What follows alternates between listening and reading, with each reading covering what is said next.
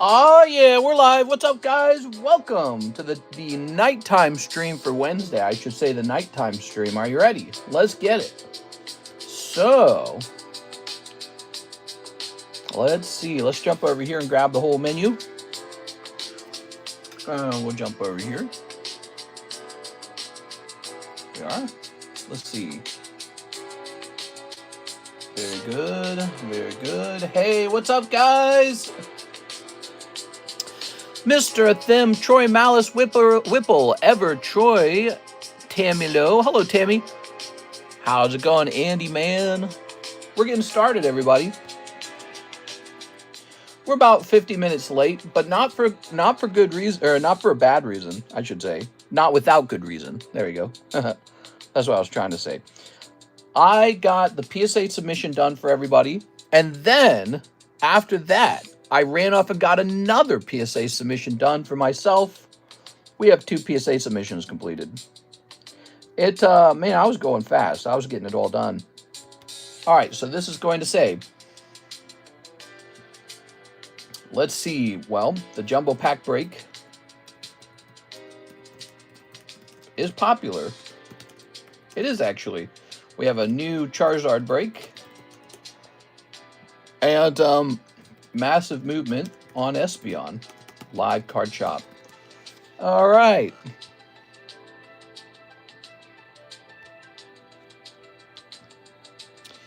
Let's jump over here.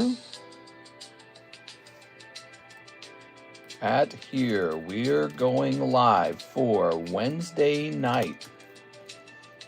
We're still waiting on Mega Evolution to arrive. Hopefully soon. I can go look up on it. I can go check up on it, actually. All right.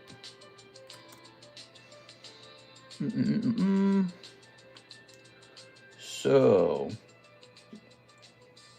I think that's done. Brian Diaz just paid you. I got a Wise payment. That is probably from the daytime. Hey, what's up, Lord Pop-Tart? What's up, Zam Dookie? Hello, Pennywise. Hello, Collector Closet. Pennywise, you better not be crying, bro. Men aren't allowed to cry. That's the rule. We are. All right. How's this tag submission coming along? We got 2 tag submissions out. One of them's pretty far along. Can't wait for that to come back. Submission changes are required.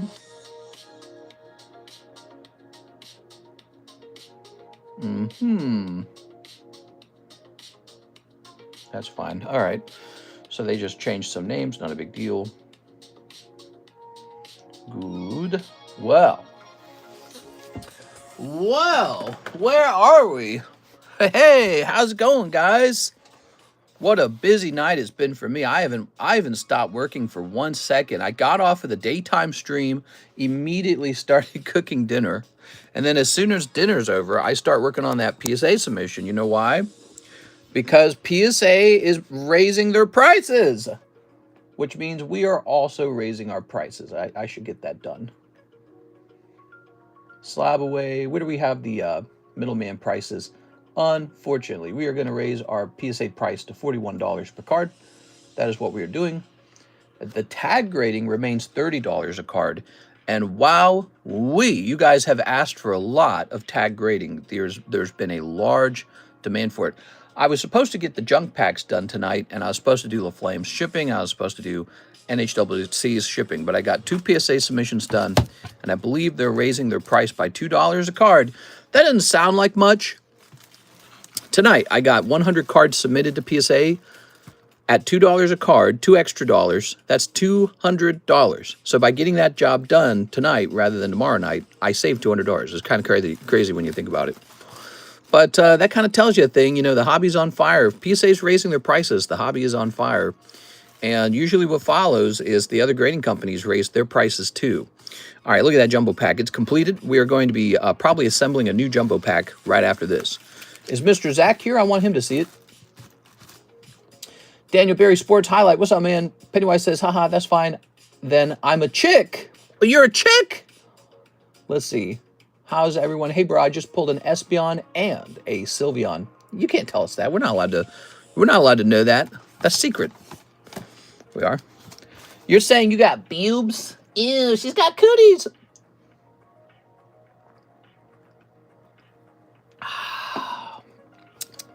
There's my Spindrift. Where would I be without my little sparkling water can? Anyways, I should get a sponsorship from them, man. I show them off a lot. I wonder how many of those I've caused to sell. Zach, what's up, Zach? Are they trying to slow down submissions by upping their prices? Yeah, they're increasing the price on PSA grading. So all night tonight, even to the last minute, I was working on PSA submissions tonight. I worked tirelessly to get everyone's submission out. So you can see in the PSA submissions channel in Discord, we have a new PSA submission out. Didn't have any of my own cards in it this time, but I put out another one with only mine. So I got 2 submissions done, one with yours, one with mine. I mean, I looked at the time and I said, well, I could either go live or I can race and try to get another submission in. And I said, let's go for the submission, man. I really wish I could make Alexis do this, man. I gotta make Alexis do the submissions. Come on, Alexis. I know you want to sit down at a computer all day. That's a good job for her. Computer work. Sit down. You don't gotta lift anything heavy. You just do some of this, you know? All right, we're ready for this. Who's in here? We got 25 viewers. What's up, guys? We got 9 likes. Thank you, everybody, for the likes. Hey, IT, where is it, Georgie? I know the new set, Mega Evolutions, is out. In fact, Phantasmal Flames is around the corner as well. We are waiting for our products to arrive. We don't have it yet. We're in Lake of the Ozarks, by the way. We're kind of far out here. Hopefully, they all show up very soon. Let's see if I can identify any of the evolutions being here.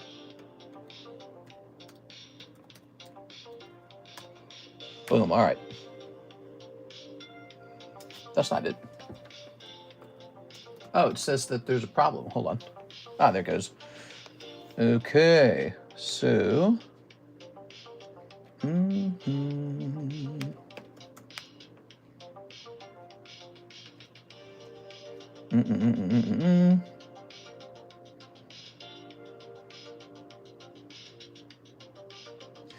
No, it doesn't say it's going to be here soon. That's weird. I thought about more than that. Let me look this up. Actually, I shouldn't even have to do that. Let's just go to... I don't think the membership tiers are changing. So Collectors Club Bulk is still $18.99 per card. Oh, very interesting. All right, let me just see this. Yeah, okay. So what? Oh, I see. So here's the tracking on this one. Let's see if this one's close. Please be close. Let's see. Track package. No, it's not that close. Hopefully it gets here real soon though. Okay, so they are on the way, but they're not near us. They're not. If they were in Kansas City tonight, I'd say they're going to be here tomorrow, but they're not in Kansas City. All right. Hopefully they're soon. Looking like they might arrive in about 3 days. So in the meantime, we better have fun with some other card sets and especially the breaks, of course, okay? People are just getting it early. Isn't Mega officially out on Friday? Yeah, maybe that's what it is. I need a hookup, man, for that early stuff. But, you know, Karis and I are working on distribution again. We're actually working on that right now. Not very quickly, but we are working on it. You know what the problem is? I get enough business that I'm too busy to really focus on, like, big improvements for the business. Like, I'm busy in the business, not working on the business. You know what I mean? And so I wish I could hand off my daily chores. Like, just here, you do this, you do that, you do this. Boy, it is hard, man. It is difficult. It is really difficult because we already max our time out like crazy. Like tonight, for example. All right, let's get started with this beautiful break. We got some people in the room now. How's it going, guys? Welcome. We're doing the jumbo pack break. There it is. 4 people go in, 1 comes out. We can have a free card in there, right? Let's get one of these free cards. Do you guys like these vintage Mario cards? They're not vintage. They're about 10 years old. That's not quite vintage, is it? But they're fun. I like them. All right, we don't put it in a sleeve because if we put it in a sleeve, it won't fit in the pack. How is them junk packs? I'm so sorry, but we don't have them yet. Tonight, I was forced to work on PSA submissions. So we got those out like in an emergency. because it looks like PSA is changing their prices. Now, somebody said, was Zach, I think somebody said, yeah, Zach says that the membership prices might not be changing. I hope that's factual. I hope that's factual, because I feel like the prices are already so high, you know. I don't feel like PSA needs to take them higher, but they're going to take them higher. So we'll have to see. Actually, I suppose you can find out right now. Today is a new day in California, and PSA is based in California, so I believe that the time period would have moved over now. So let's try and start a new submission. Let's see what happens. Yeah, maybe it was all for naught. Due to high demand, estimated turnaround times and pricings have increased for select service levels. Oh, okay, so let's see. That's on their website right now. I'm queuing up. Oh, no, it doesn't affect me. You're right. It has not changed for me. Wow. Okay, cool. They're having a special on express grading, only $100 per card. All right, well, so that I got all that grading done for nothing then. But the good news is that it's done. So I've got a bunch of cards going off to PSA. Your PSA submissions are going in. A lot of people will be happy about that, especially CS-Man. He had a lot of PSA cards, so he'll be happy to hear that. How did the tag submission go? That's next. We're going to do the tag submission next. It was technically supposed to be before the PSA submission. However, we didn't do it that way because I got worried that the PSA submissions needed to be done like right now, like right this instant. I just checked my Paldea Evolved Magikarp PSA 10 since I picked up multiple copies. That thing is going nuts. Hey, what's up, Baseball Mitts? It's nice to see you, man. I feel like we haven't seen you in a while. Hope you've been having a good time.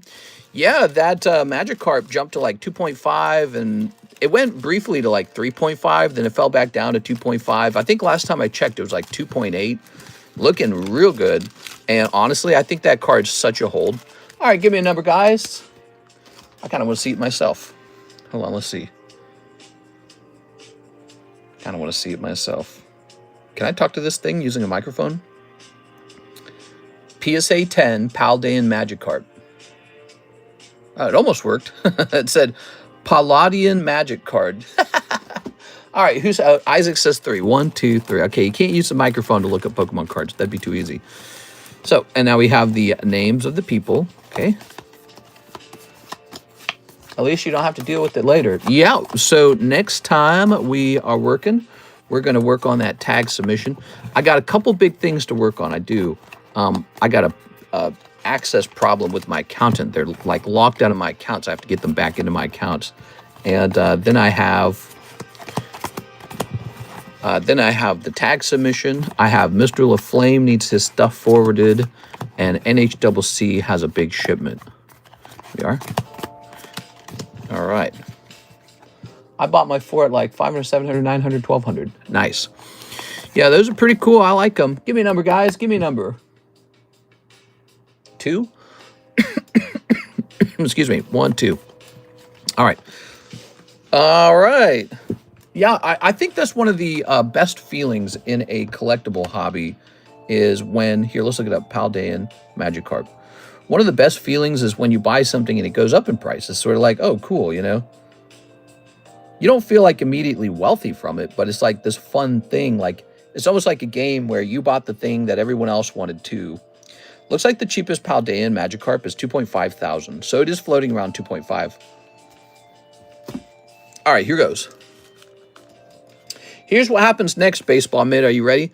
So what happens next is everybody gets very bored of that Magikarp because they've seen it a million times. They know it's rare. They know it's cool. That's cold. And for a little while, people are going to be bored with it. In about 2 or 3 years, everyone's going to remember how cool that card is, how bad they wanted it. And it, oh, there goes Mr. Zach. Look at that. Chase card for Zach. How about that? All right. So let me place this over here.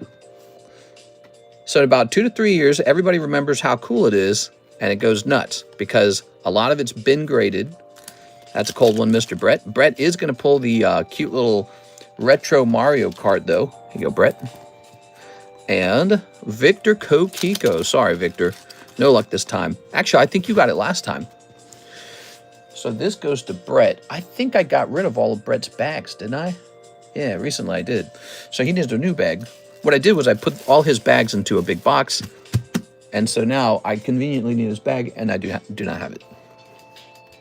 Yes, so people will get a little bit bored of the artworks from the Scarlet Violet era. It's not just Magikarp. It's not like a Magikarp-esque problem.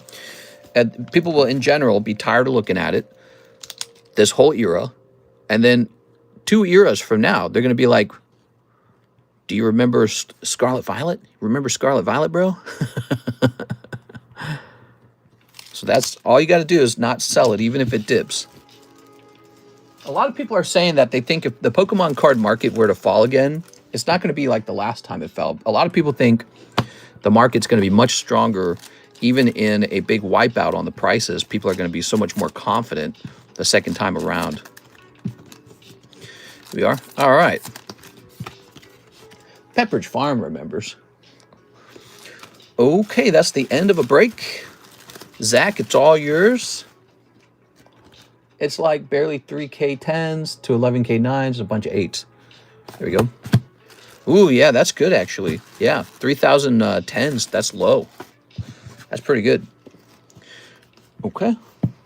In terms of modern cards, yeah, that kind of makes it crazy when you talk about vintage cards. So, like, it's almost $3,000 for, you know, Magikarp. And then you got Mr. Cardconomist collecting 5 of these Crystal Guardian Charizards, right? So, and he's quite old, 2006. Check out the pop on this card here. Let's see. The population. And I was looking at this going, wow, that is a really low pop. It says I bought him for 5.5 in the past. Population 52. What? That's 50. That's 52 of these, and I got 10% of them right here. 10% of all of them. Oh, no. But that's the reverse hollow stamp crystal. This is one of my best moves in the hobby, and I'm sure I don't even know it yet. But with only 52 of these, and it being Charizard and its Delta species and a reverse hollow stamp, this is one of my best moves. I don't think it's been borne out. Like, I don't think it's been proven in the numbers, but it will prove itself. I think it will. One day it will prove itself. You have to be confident like that somehow. Like, if you buy a card after it's already gone to the moon, well, you missed the big leap. You have to buy it before the leap, and you have to have a big enough imagination to see it leaping one day. And then even if it hasn't leaped yet, you have to just be patient and have like almost like a confidence or a faith in it. So, Mr. Zach, how much are those going for now? I think I saw one for sale for 20,000, but it has not sold for 20,000. So I don't know, but I think he's definitely an expensive Charizard.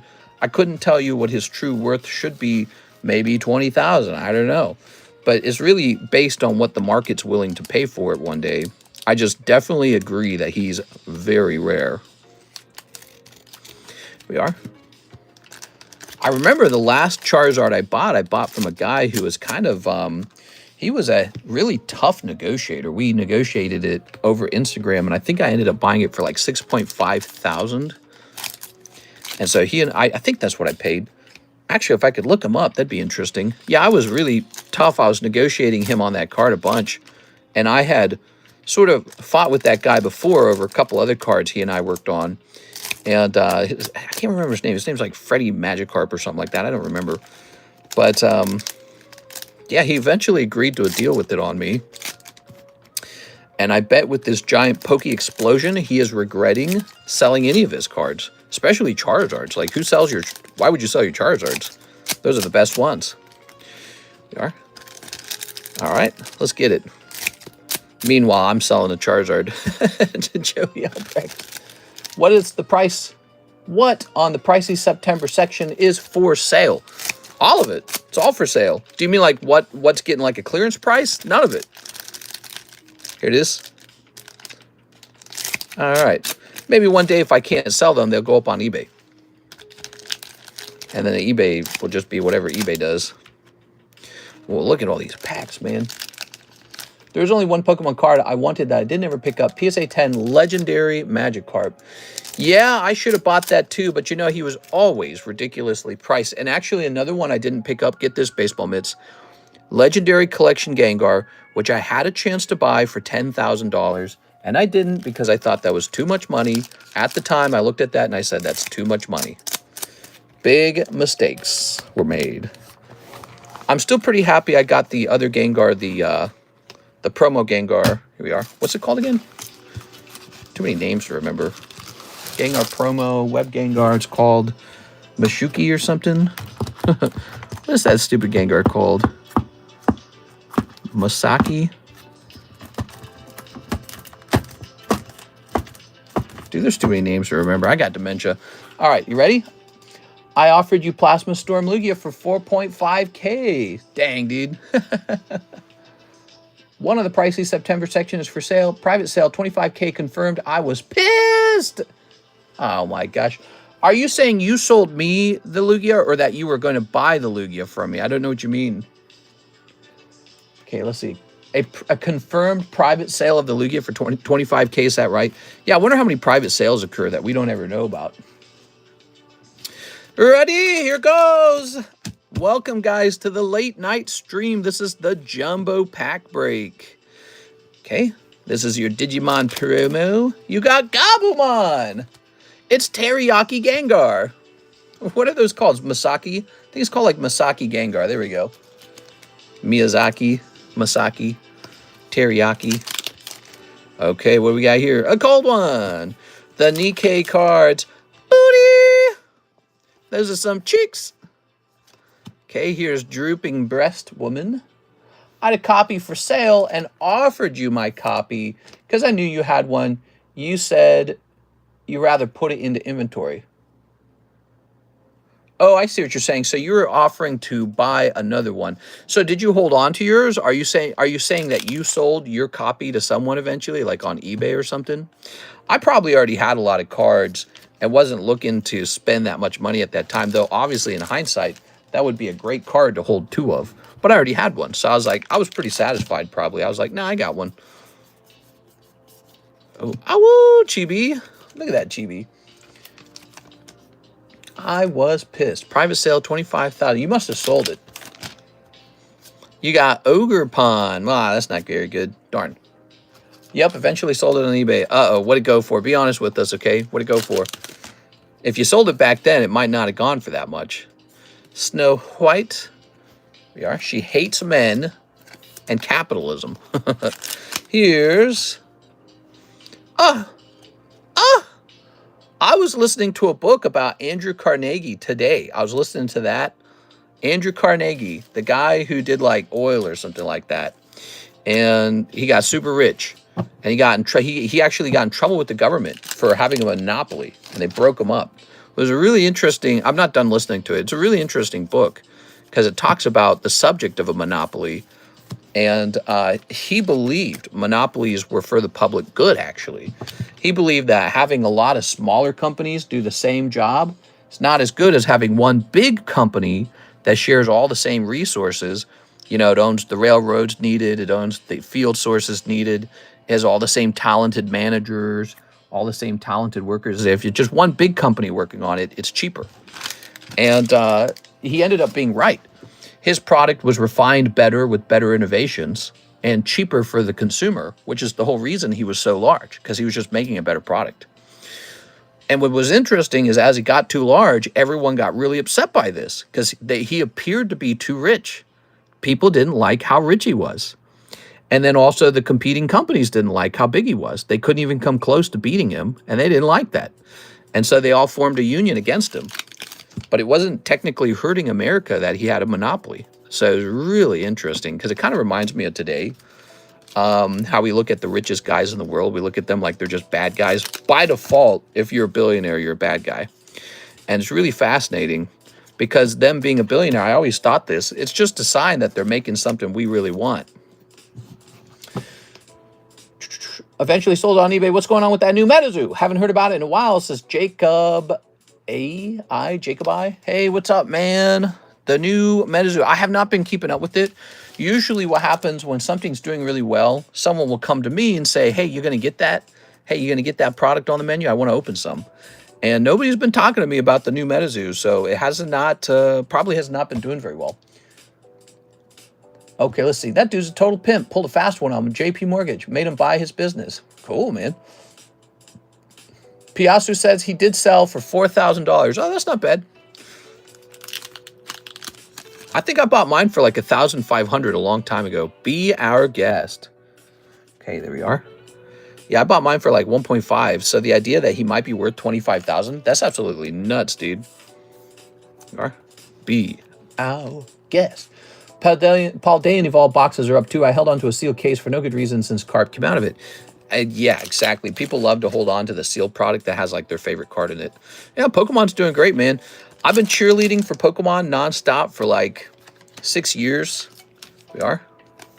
And it's so far, it has just worked out for me. It's not been that bad of a thing. It has worked out. I'm happy for that. You know, if it cooled off, if it kind of reversed some of its gains, that's going to be okay. I'm not going to worry about that. I think it could, but who knows? Maybe it doesn't. Maybe everyone gets surprised. You ready? Warrior of Light and Cindy. Whoa. She got that tummy. My order on Wise finally went through after 2 hours. I thought it would take 10 days. Sounds good, man. Let's take care of that, okay? That's the next order. We're going to take care of that next. Blonde-haired girl, brown-haired girl, and a smooch. Yeah, going up after 2 months, huh? Or 6 months. That's nice, man. So here's Yu-Gi-Oh! Whoa, you got an Artifact Lancea. That's one of those quarter-century rares. This is what they're looking for in this set. This Yu-Gi-Oh! Set from No Rarity Collection, they're looking for these. They're called quarter-century rares. So you did good. Here's GI Joe. Here's Ranger Viper, Grunt, Iron Grenadier. Hey, you got a holo. Snake Eyes, Spearhead. Let's get that Snake Eyes, maybe? Who's the coolest guy to put in? Oh, maybe this Night Creeper Initiate. He's pretty cool. Initiate. All right, just another slot in the AO pack break. Nice. Sounds good. There we go. Baroness is a holo. That's gradable, man. You could grade that and see if it sells. We are. I really did just sell a whole box of this on eBay. The WOTC era GI Joe. It's cool stuff. Okay, here's this. Not too crazy. Okay, not too crazy coming out of there. Cared Wares. Toilet of Doom. The Husker Knights. Immortal Maze Walker. I like Immortal Maze Walker and the Husker Knights because it kind of reminds you of that episode, doesn't it? We want Spanish GI Joe. By the way, this is a great opportunity to look at some of these sets and be like, hey, maybe I want to open a pack of that. So if you see some of these weird sets going by and it looks kind of too much fun to pass up on, give it a try. Okay. Toilet of Doom. Here's this Playboy set. Okay. Whoa!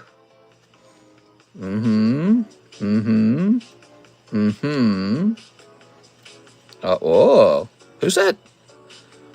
And there you go, Grandma. Literally Grandma. She's looking like a foxy grandma. Husker Knight was super playable back in the day. I missed that app. I played the I played the Card Wars app a long time ago. I bet you they bring it back one day. You know what I liked about it? I just liked the music. The music was nice. I played that while I was getting through college. I bet if it ever came back and I played it on my phone again, my wife would be like, oh, the nostalgia. Is the pack split close? Yeah, it's about 3 spots away, $23 a spot. It's very close. Whoa, look at that. All right, you're pulling a hit out of Union Arena. Good. Please, what are we going to pull out of here? Kecleon. Oh, that was really cold. That's too bad. All right. Warner Unit. Tampon Lita. Finally, we have this packet of Orochimaru. Jealousy Sickle Chain. Sick of Chains. Hey, you got a 3-star as well, man. The 4th Kazekage. Kazekage. Here's Orochi Mami. Here he is, but he's covered in the white goo. And retiring character. There it is, see? So very nice. Okay, I don't know if you watched Naruto. I don't watch it, so I don't know what's going on there. That was the Jumbo Pack Break, which means we need a new Jumbo Pack Break. Do you guys like the Jumbo Pack Break? I swear it goes off really fast every time. It is definitely very popular. I think it's just the weird amount of variety that makes it so fun. This is an etched card. This is an etched card. Yeah, that's an R-star. This is an actual hit. You got a hit. Nice. Now, maybe you didn't want that particular card. This was a hit too, so you got a hit out of the GI Joe. This was a hit. You actually did kind of decent. You got a nice Duskull here. Be Our Guest is cool. Let's see. Ogre Pond, not so great. Wait, you got this. This was a signature. I didn't even see that. So you got the hit out of there, too. That's pretty good. All right, not bad, Mr. Zach. That was a good box, Mr. Zach. Husker Knights was super playable. Is the pack split close? They should have never ended it. I played it every day. It's sad that they ended it. I don't know why they did that. I guess that's because you have to have like a support team for it, probably like of software engineers. And then you have to pay a fee to even have it in the Apple store. And they probably did some math and said, you know, it's not making that much money. And then they probably put it away. That's probably it. They said, we're going to dissolve the team that updates the game and make sure there's no bugs and no hacks. And we're going to stop paying the Apple store for hosting our game. There we go. Sadly, Adventure Time came to an end. That's the problem. They shouldn't have done that. That's a mistake, man. All right. We are starting up. We are going to start with Brian Diaz. $23 for Mr. Brian. He wants a spot in the break. You got it, man.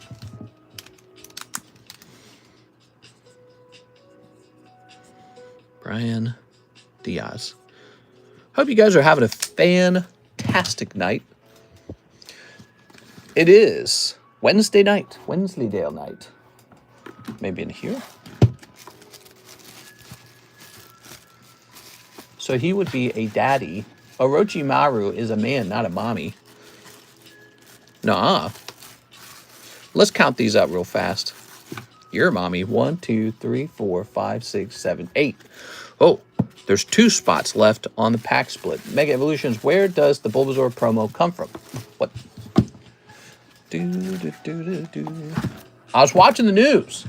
I was learning more details about that guy who shot at the ice facility. I know how he accidentally shot the inmates now, and it was because he shot into a van. Dude, that's dark, dude. So there's that. We talked about that in the daytime stream. Here's Joshua Whipple. 1 cloud spot, 1 lost spot. What? Oh, yeah. Oh, baby. Good luck in there, Mr. Josh. Bulba promos from the enhanced booster box. Joshua Whipple.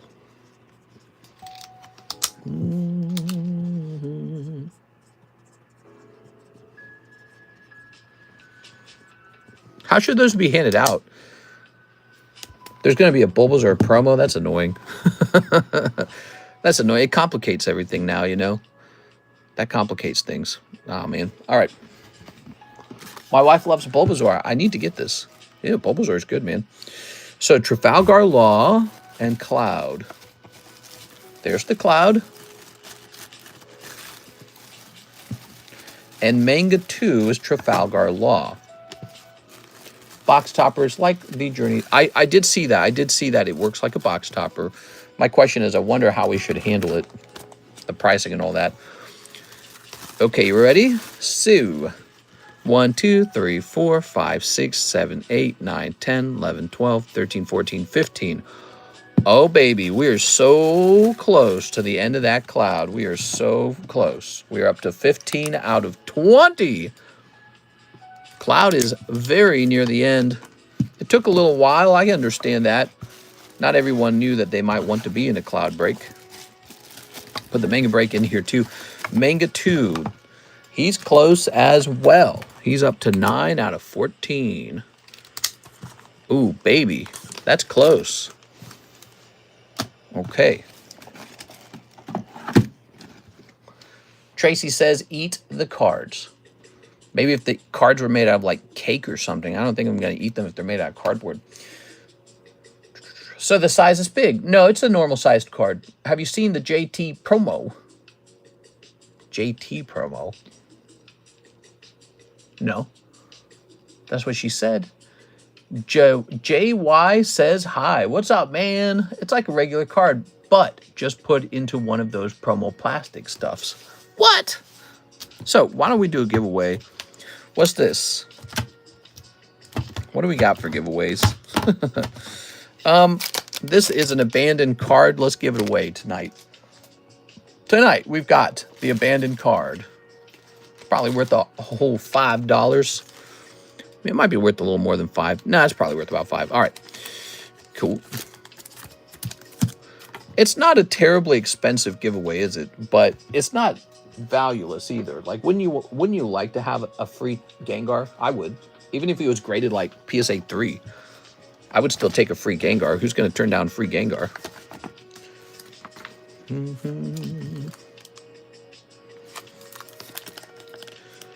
Okay. Straight up Jorkin it. Yeah, did you see that clip? The Jorkin card? Isn't that funny? I love that card. The Jorkin Muck. He's the Jorker. Okay, let's get this edited. Actually, let's hit reset.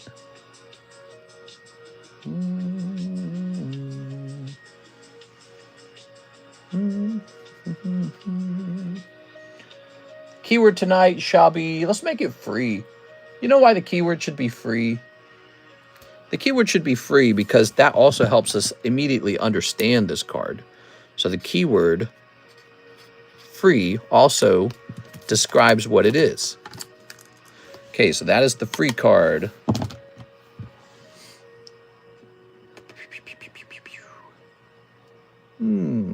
All right. How about another card? So this one is an additional abandoned card. A beautiful Rapidash. Look at that Rapidash. Okay.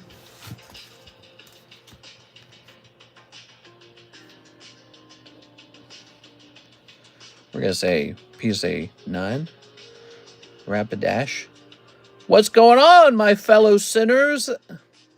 I guess none of us were good enough for the rapture. I think most everybody stayed on Earth. You are? Okay. 45 bucks.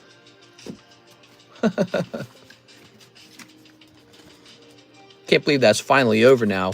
The prediction was either Tuesday or Wednesday. A Wednesday is officially gone, and I'm not feeling very raptured. How about you guys?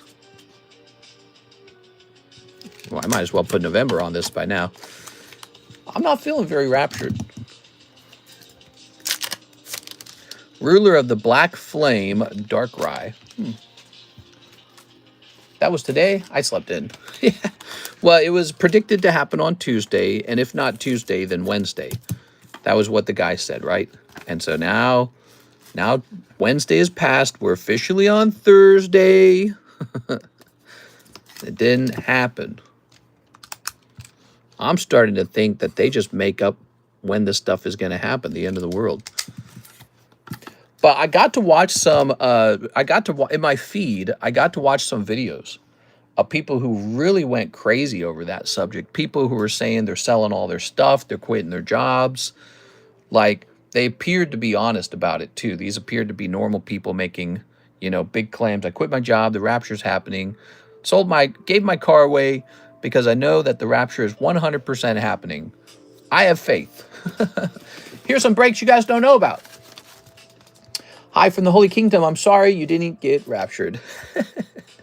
The Holy Kingdom. Here's a base set Pokemon Japanese PSA 10. Jump in there. It's got an odds of 1 in 25. You might not know about that break because it generally doesn't get put on the table. It's too big. Too big. But that is 3 people deep, 1 out of 25. Here is the gym break. You may not have entered a gym break before. It's a 1 and 2 person break. This time it is a box of Pokemon Scarlet. Get the whole box for 45 or miss the break and feel very sad about it. Yes. All right. So, who is next? Who has actually waited the longest? Let's find out. So we've got you. You've waited a while. And we've got you. You've waited slightly less. So it's Hathim's turn. 4 of the new Weiss Marvel.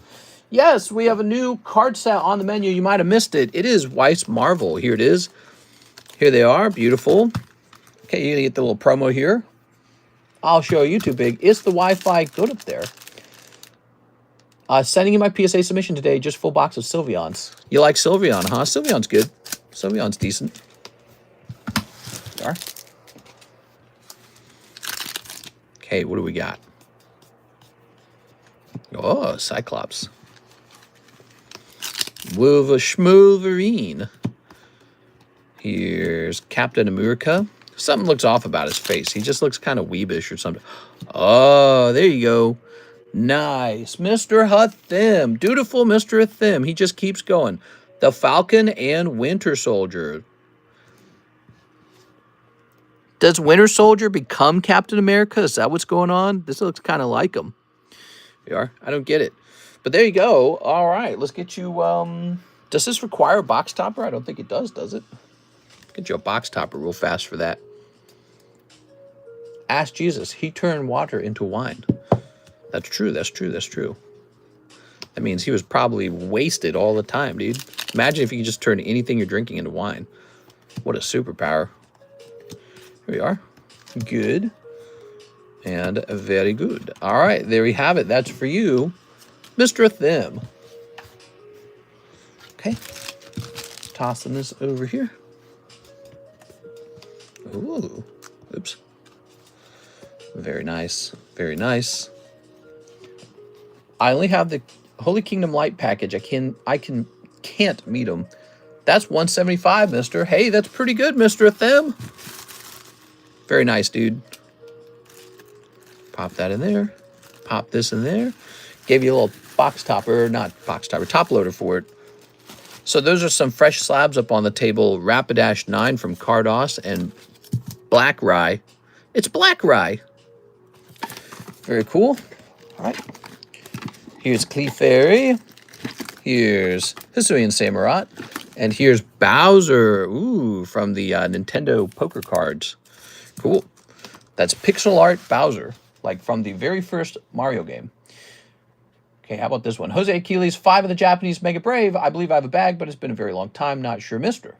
Okay, let's go open up those Mega Braves then. So 5 of them. 3, 4, 5. Oops. 1, 2, 3, 4, 5. Boy, you guys should have seen the daytime stream. It was really nutso. Daytime stream was so long. I had to like turn people away at the end, and we had orders from beginning to end. Mr. Team Rocket Grunt came in. He dropped like $950 on a big order. It was crazy. No, Mr. Whipple. Is Mr. Whipple here? He has to see this. Mr. Whipple, you were this close to the Bulbasaur, and it would have gone with your Ivysaur and Venusaur. That's crazy, dude. Did the giveaway go with the Rapture, or did I just miss it? You just barely missed it. Bro, you were 5 packs away from it. That's exactly how it goes. That's exactly how it goes. Now, that's the promo. That guy right there, he's the promo in the English version. Is that what we're saying? Here it is. Take a look. Lovely. Like the design. The design's good. Okay. Jose Achilles. Ugh. After storm watching, I come into this. You're watching storms. That's such an Alex thing to say. Here's Jose Vargas, Jose Perez. Didn't see in this box. Could be in the top box. Okay.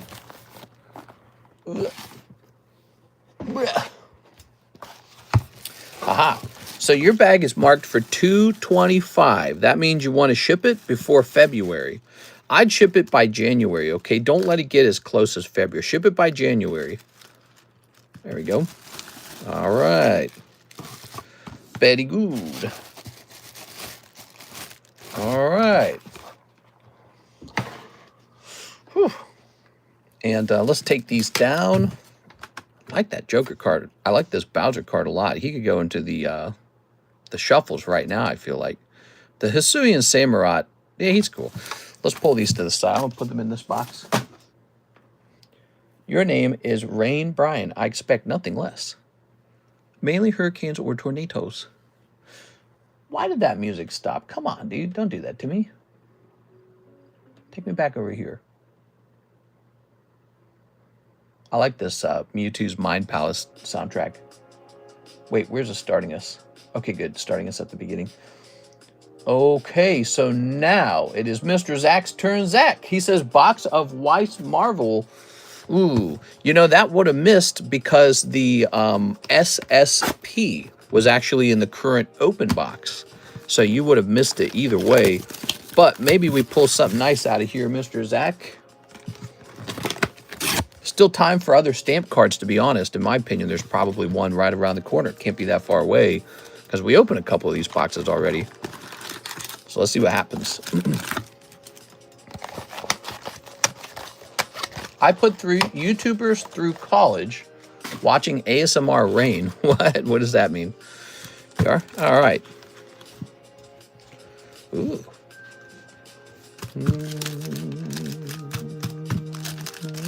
The rapture was real. God said we cray-cray and left. Yeah, that's right. Not a single human deserved to go. That's what was really going on. Not even one human.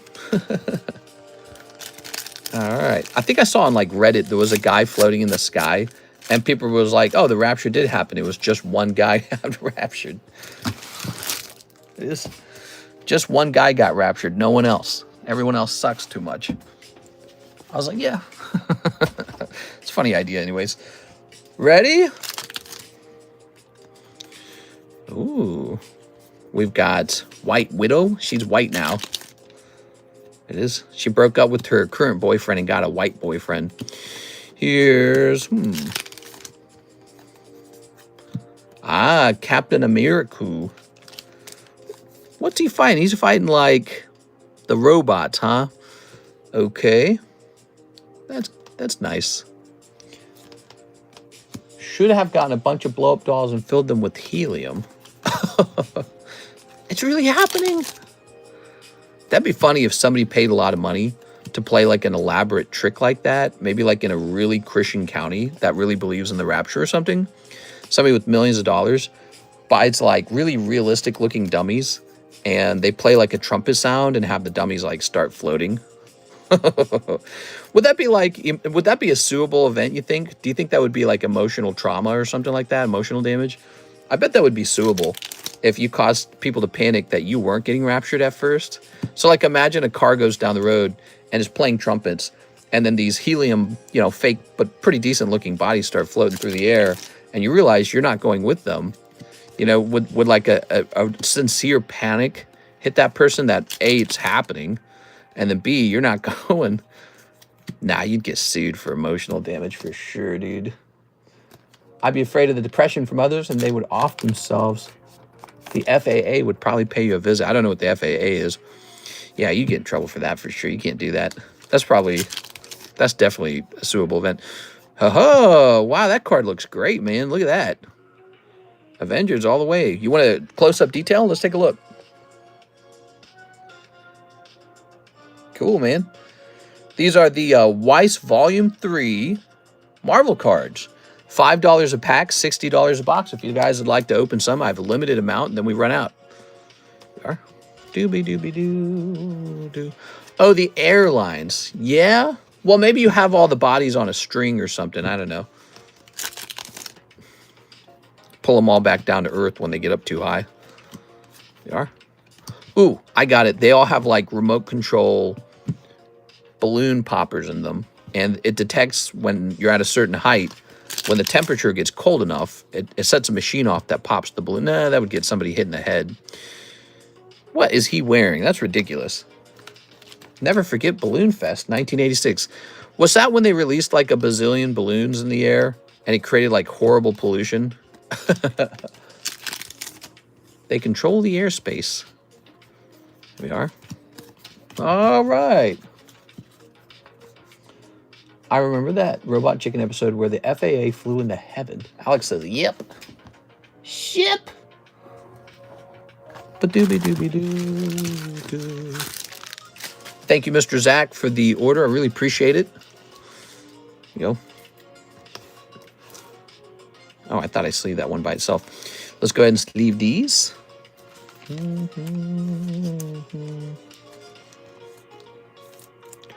All right.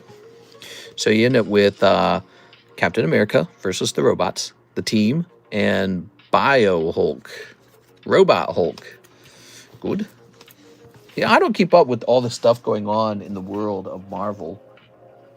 I feel like there's too many movies, there's too many comic book stories. Like it's this really quickly evolving storyline. All right, cool.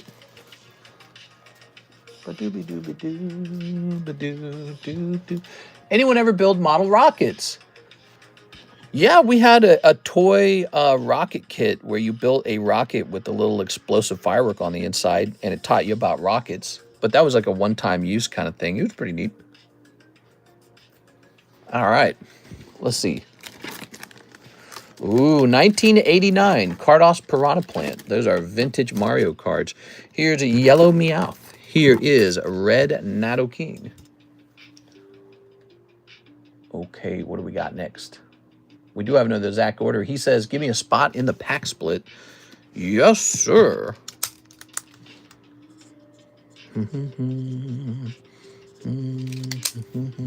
Ooh, I see we have 72 viewers and 27 likes. Smash that like button, guys. Let's get it up to 35.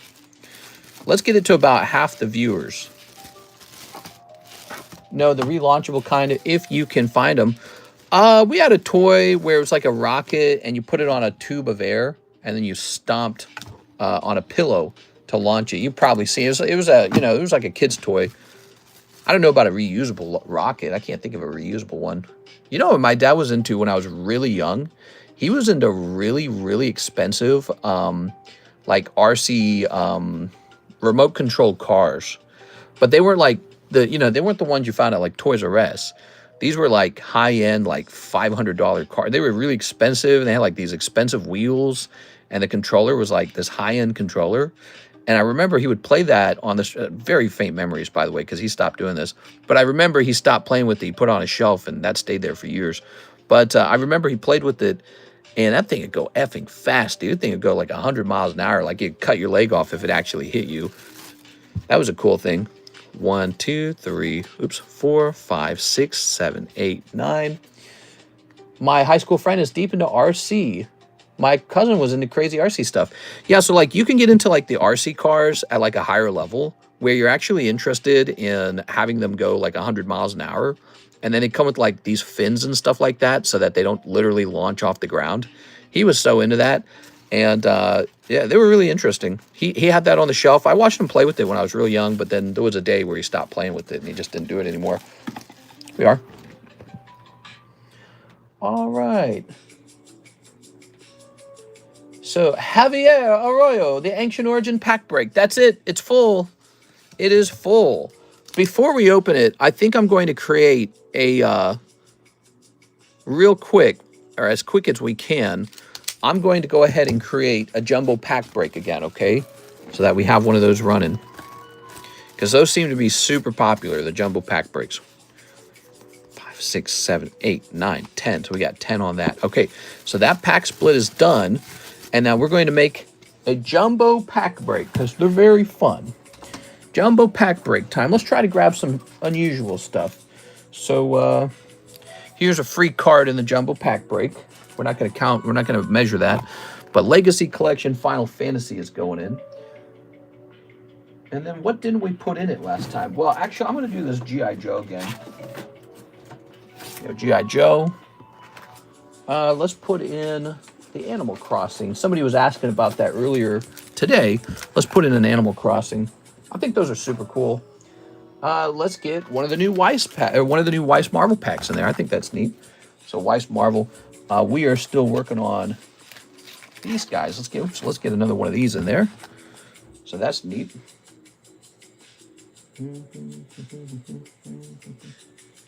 We could do one of the Lord of the Rings. A lot of people don't buy these. They don't normally buy them. Oh, wait a second. That's the Chrome. Here we are. One of these. The action flips. So the action flips are a bit of fun. You've seen them before, but, you know. All right. Well, one of these are actually really expensive, it turns out, because it can contain a unique Pikachu card in it. Here we are. What do we actually have over here? Here's one of these. Here's a Pokemon Go promo. We don't normally sell one of those. What else we got? One of these. Oh, what is this? It has a Gengar on the cover. I don't even know what that is. I have no clue what that is.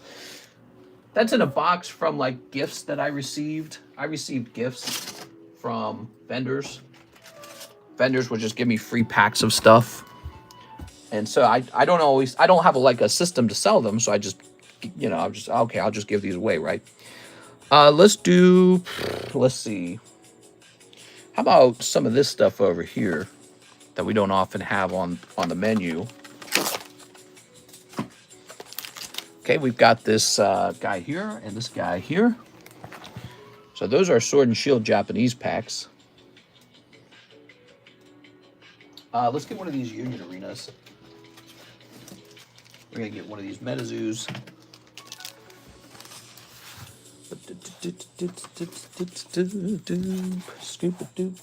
I noticed there's been some movement on these HoloLive cards. So people are actually interested in HoloLive. It's nice. Okay.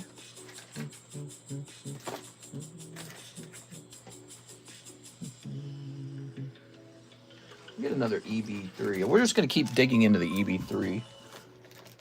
Here's a Dan to Dan. Dan the Man. Huntington Beach. Let's grab another one of these.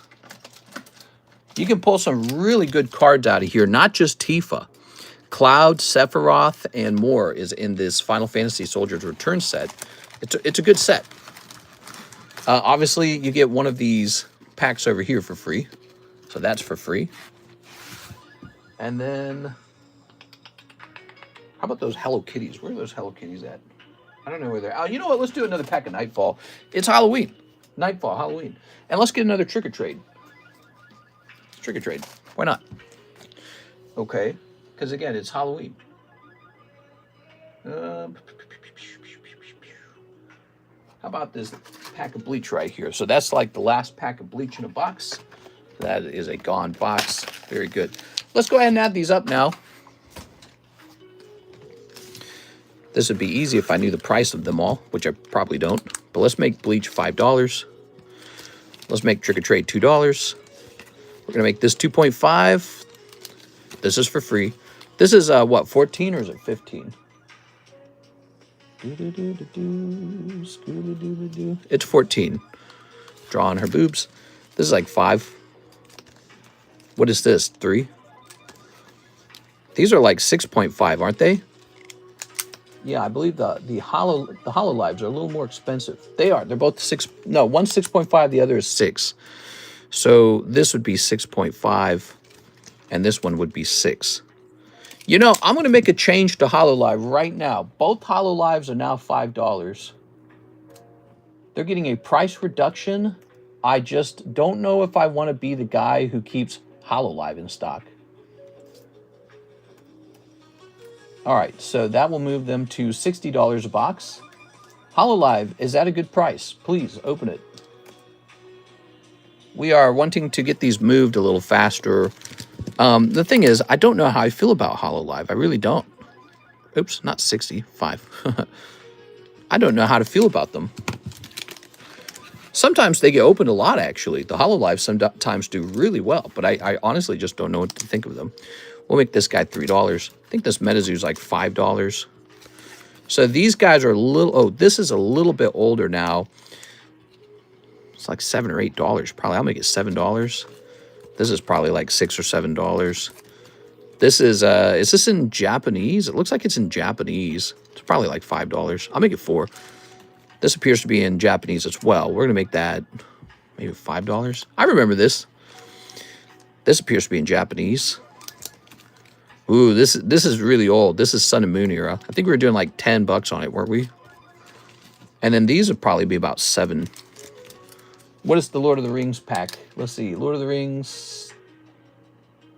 Is this under like... Here it is. Lord of the Ring Action Flip, $3. So the Action Flip packs are $3. These aren't expensive. You could open those if you'd like to have fun with them. I believe these are really expensive, right? I'm trying to remember. I'm going to write this down for $8. Pokemon Go promo pack. I know this has some nice cards in it. I'm going to write it down for $3. Naruto is a pricier $25. This is $5. And this is $10. And this is $14. And then this is a pricier Final Fantasy product, isn't it? Legacy Collection is $9. So here's the deal with the Legacy Collection. It's got signatures in it. It's got signatures in it. It's a good set. Nobody's pulled them out of the ones that we got, by the way. So maybe there is a chance. But we never pulled a signature, and I'd like to see that. But I don't know if it'll ever happen. It is 25, 3, 8. Some of these prices are a little made up. I don't know what these would have been. This might actually be too low at $10. 5, 5, 4, 5, 7, 7. I don't know what that should sell for, to be honest. Here's Metazoo at 5. Lots of Pokemon in this round. But, you know, those are just one pack from the Japanese sets, so don't get super excited. Because your odds of pulling a big thing out of those is not super high. Actually, you have better odds in here. This is free.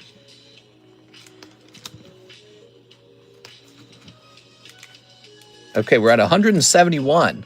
We're over. We're actually over by $10. Let's leave it. I'm leaving it the way it is. We're over by $10.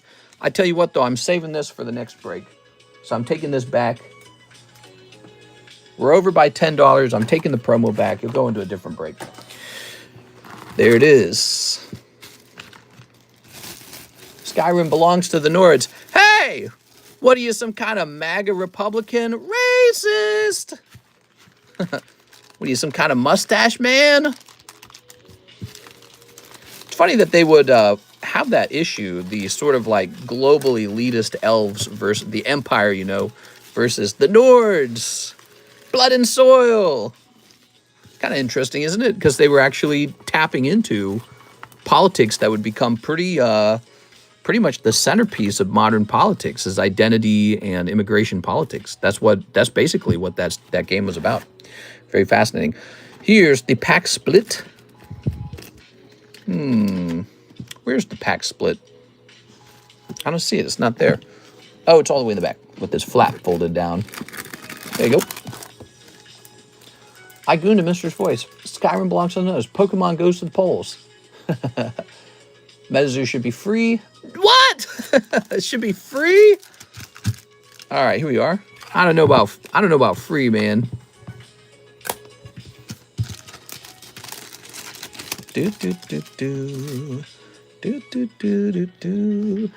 So we're gonna shuffle these names up. I'm excited.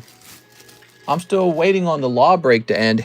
It moved today. Take a quick look. Law's up to 9 out of 14. 5 spots remain. He's really close. Fine Wes. So how does the... Oh, did I show the names off? Hold on. Let me show the names off. Here are the people in the pack break. How does it work? It's called a pack split. And the way it works, a pack split, everybody gets one card from the pack. To really... Ideally, it's suited for vintage booster packs because sometimes the commons actually go for a lot of money. With Ancient Origins, not so much. Ancient Origins is sort of like... The commons in here aren't that rare. Like maybe 1 or 2 of the commons non-holo would actually be worth grading. But give it another 4 years, guys. I really think the common and commons will be worth grading out of these XY era boxes. They'll be that old. You know, like the other day, I sold that Flareon from... What was it, like Platinum era or something like that? And he was a non-holo common or uncommon card. So, you know, give it some more time. They'll go up. What matters is if you get a good common. Like if you get a Charmander, yeah, you got to hold on to that Charmander. Oops. Good. All right, give me a number.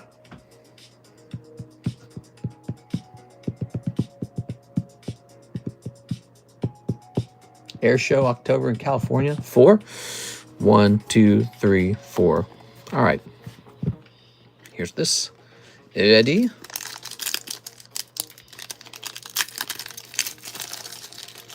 Let's see. I just kind of tore the crap out of that pack, didn't I? All right. So from the looks of it, not an EX card in here. Here's the code if you're a code kid. What do we got? Ready? Nathan Gordon on 1. We could do this with Phantom Forces for sure. You got Special Energy. Nathan Gordon, Special Energy. Oh my God. Oh my God, you got Special Energy. This guy's so lucky, dude. Special energy, man. That was like $200. Okay. Here's Zachary Stacks, Mr. Zach. What are you going to pull, Mr. Zach? Let's see. Mr. Zach. Rotom Uncommon, Mr. Zach. Okay. Codes. Very nice. We have a fresh round of the Jumbo Pack Break running now. Brian Diaz. What do you got here, Brian? Faded Town. He's faded. Brian, you'd be over here, right? Here's a Brett Love. Here's a Brandon. Here's a Brandon Diaz. All right, Faded Town all the way.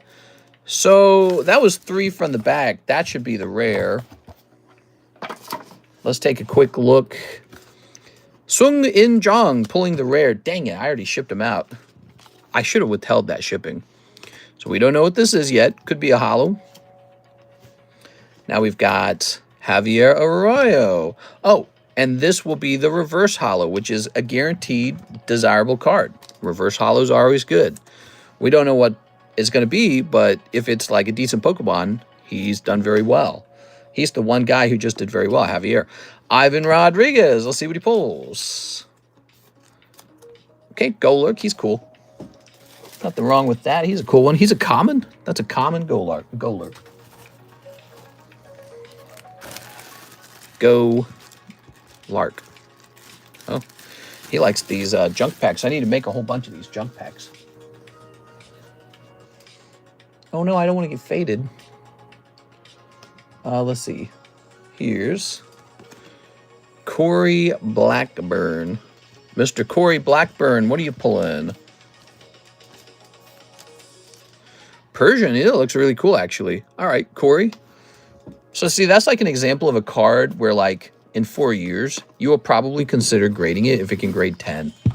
Because 4 years from now, this set will be so dang old, it'll be just like Platinum. There you go. And Persian's one of those first 151 Pokemon, you know. So somebody will be like, I'll buy it. William Wafter. Baltoy. That's William Wafter with the W. Let's see, William. No, you weren't up here. You were over here. Come on now, stop moving. Okay, let's see if I can find him. Mr. Wafter. There's the bag. I like to show the bags on screen in case I make a mistake. You guys catch it. The audience is my eyes and ears. Jack Woodworth. Here we are, Mr. Jack. Inkay. Okay, that's for Jack. I don't know if he has a bag. I don't even know if he has a bag. Let's see. Jack Chickering, Jacob Friedrich. Okay, let's create a bag for you, I suppose. Let's grab some of this. Oops. Yeah, what we got? Did you ship me out? I'm afraid I've not shipped you out. I'm sorry. I had a very busy morning, and so there were things for me to work on ahead of your stuff. But I'm getting closer to working on your stuff. I didn't get a chance to work on it during the dinner time either because I actually did two PSA submissions because I thought that I was about to be affected by a price change of the PSA grading. So I cranked out 2 PSA submissions like an idiot, and it didn't even affect me. It doesn't affect membership holders, apparently. Okay. Good. All right. So if I had not worked on that, I could have worked on other things. Oops. All right, Brian Diaz. Brian picking up. Goomy. All right, that's your favorite one. Little Goomy. There you go. No problem, just asking. I'll be in very close communication with you on that package because you got a card that you're wanting to sell for a lot of money, and so that would make that a really expensive shipment. So I don't think I've ever bought insurance for something that expensive, but we will be looking into express shipping And it may be a box that I wish to drop off directly at the post office. So we'll have to see how that's going to work out. It's tricky and it's time consuming too, actually. All right, set that there. So this is the reverse holo for Javier. And this is the rare. Grab this real fast. This is the rare card for Sung Injong. He pulls, boom, Volcarona. So that's what I'm talking about. That's an ancient trait card. He actually got one in this pack, guys. Check that out. Isn't that cool? Wow. Just like the ARs from today. Just like the trainer galleries from Cosmic Eclipse. So this is part of what makes Ancient Origins so special. Each box of Ancient Origins will have about 3 to 4 of these ancient trait cards in it. Now this one's a non-holo. They also come in reverse holo and regular holo. So there's 3 different versions. He pulled the lesser rarity of the versions. Still, if I was him, I'd grade the hell out of that. That's a great card. Excuse me. Don't drink the Tylenol. Didn't expect OP5 make it. Hey man, if this sells for that much, or even close to that much, I'm happy for you because you definitely went deep that year. And so you have a chance to make some of that money back. Volcarona. Okay. It's kind of crazy, actually, to think your best move, and you couldn't have predicted this back then, but your best move would have been to not sell any of it and then sell it today, right now, as late as you can, you know, as late as you can into this big pokey bull market. But you can't look back on it that way. It'll drive you nuts. There you go. So that's that. I sold cards. Like I talk about this just before Pokemon exploded. I sold a Dark Blastoise for nothing. Now he's so valuable. And it was a mistake, you know, to sell him. But again, you don't really get to pick and choose the market timing. Now, this could be a big deal. Let's see what it is. Oh my God, look at that. Beautiful Registeel. Wow. So if this graded 10 for Mr. Javier Arroyo, and it looks like maybe it could, that's pretty clean. This might be a 10. So if this could grade 10, this one card might sell between $200 and $500 based on the comps on eBay. And I'll give him a top loader just to, you know, just because I'm talking it up so much. That's really nice. I'd love to see that get graded. Okay. So notably, out of this Ancient Origins pack came a Volcarona Ancient Trait card and a really lovely Registeel reverse holo. Let's say the Volcarona and the Registeel both graded 10. I would estimate that that Volcarona would sell in the $100 to $150 range, even as a non-holo, just because it's an ancient trait pull. And then this Registeel, I bet you could ask $200 to $300 on the Registeel. Really let that sink in, how valuable that is. But they do have to grade 10. Everything doesn't grade 10. But it shows you the potential of even a light pack. That's basically a light pack. There was no, it was only one reverse holo in it. That's it. That was a light pack. And so that's where Ancient Origins sitting these days. It's really crazy valuations. That's why you see those pack prices getting real high up there. We used to sell that same booster pack for 45 bucks back in the day. Heck, I think you might have bought some of those at $45 a pack, Mr. LaFlame. Now we're doing a box break. They cost way more, but that price reflects what the market's doing. And it's a fresh box out of a fresh case, which is a really special thing in my opinion. Let's find Javier's bag. Does Javier have a bag? I think we're making him a new bag. I think this is a new bag scenario. All right, new bag. I love that Meowth. It's my favorite Pokemon. How much for the cat? That is PSA 10 Yellow Deck Meowth for a scandalously cheap $130. Should probably be more than that. Have you guys noticed the poker cards are ticking upward? Has anyone else noticed that? I'll tell you why that's happening. No one's grading them anymore. And you know why no one's grading them? Because they're out of them. They don't have any more of them. They have no more to grade. So the poker cards are so cheap time period is coming to an end, I guarantee it. That's going to come to an end. Nobody has any more to grade. And I knew that was going to happen. Because I've watched this hobby for so long. When everyone's got gunpowder, when everyone's got ammo, all these cards to send to PSA, the price on the product stays stagnant, the PSA 10 price. And that's why I stacked up those Charizards and a couple other types of them, because I know eventually there's no more to grade. And the whole thing changes at that point, right? The way that market's looked at changes. It starts to feel very different. So I guarantee you that's happening with the poker cards as we speak, because I don't notice so many of them going up in price. I'm sorry, what I don't notice is any more of those poker decks becoming for sale. They don't show up anymore. So whatever people had, they're going to run out very soon if they haven't already run out. Let's take a look at the latest sold. Here are some latest sold poker cards. Are you guys ready? There's a Slowpoke. So here, let's do a little zoom. So you got a little Slow King one. Here's a Squirtle. Here's a Pikachu for 150. That's a good deal, actually, on that Pikachu. That wasn't that bad at all. Some cheap ones. Look at that Lugia. He went for 250. There's that Solgaleo going for 200. I got one of those for sale. Here's some lesser Pokemon. Like, look at that Nidoran going for 43. Ooh, the Trainer Red went for 200. That's interesting. And that's the ugly Trainer Red. See how it's got like a red camo in the background? Here's a Pokemon Blue Charmander. Let's see, another Lugia. Mega Latias. That's cool.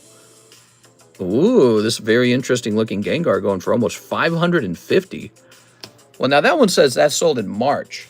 How do I have this sorted? Is this sorted by price? No, this says sorted by ended recently. I don't think that's accurate. All right, let me zoom back out. There we go. Those collections, man, is saying, how can I get in touch for that Meowth? I think shipping is crazy from US to EU right now. It's a little bit crazy. It's not that bad. It's not that bad. Yeah, if you'd like to buy that, we sell it right here live. That's what this is. This is a live card shop. So that's the price on the Meowth, USD 130, and he's for sale right now. So, and he's see how the deck here says yellow. Yellow, in my opinion, is the very finest deck to collect. And I probably am the most educated and heavily invested poker card collector for Pokemon. I don't think anyone's got a better poker card collection. I've gone tens of thousands of dollars deep into this one. Population just 9 on this card. Wow, incredibly low. It is. I ship to the UK all the time. Did he say he's from the UK? He said he's from the EU. I ship to the EU all the time. Here we are. Already slabbed away. What? Hey, mister, did you pick your nose at all today? I probably picked it at some point. Did you not pick your nose? You're a psychopath if you didn't pick your nose. All right, that card did get slabbed away. I'm so sorry. Somebody snatched it because he said, hey, that's not bad. All right, very nice. Let's see. Yeah, so what's interesting about the poker cards, when I go hunting for poker card decks, there are no more. They're either insanely overpriced or there's just no new ones at all. They don't post new ones anymore. It's time to pick a new vintage pack break, but before we do that, let's go ahead and start taking care of the orders in the queue. Those guys have been waiting a while. Jose Achilles, one spot in the Espeon VMAX. Oh, Espeon VMAX is on fire all of a sudden. Did you guys see this jump up to 13? It was at 4 like earlier today. All right. I was wondering what was going on. You know, I thought this one would break very fast, and it sort of sat there for 2 weeks. But, you know, a lot of other breaks moved in the meantime. Slapped away the wick. Really? Very cool. So let's go find this. Wonder if I should even be selling that wick, man. I wonder if I have one left or if that was the last one. Here it is. Very good. Oh, I didn't need to put that away. I need to put this back in the box. This is going to say 14 now.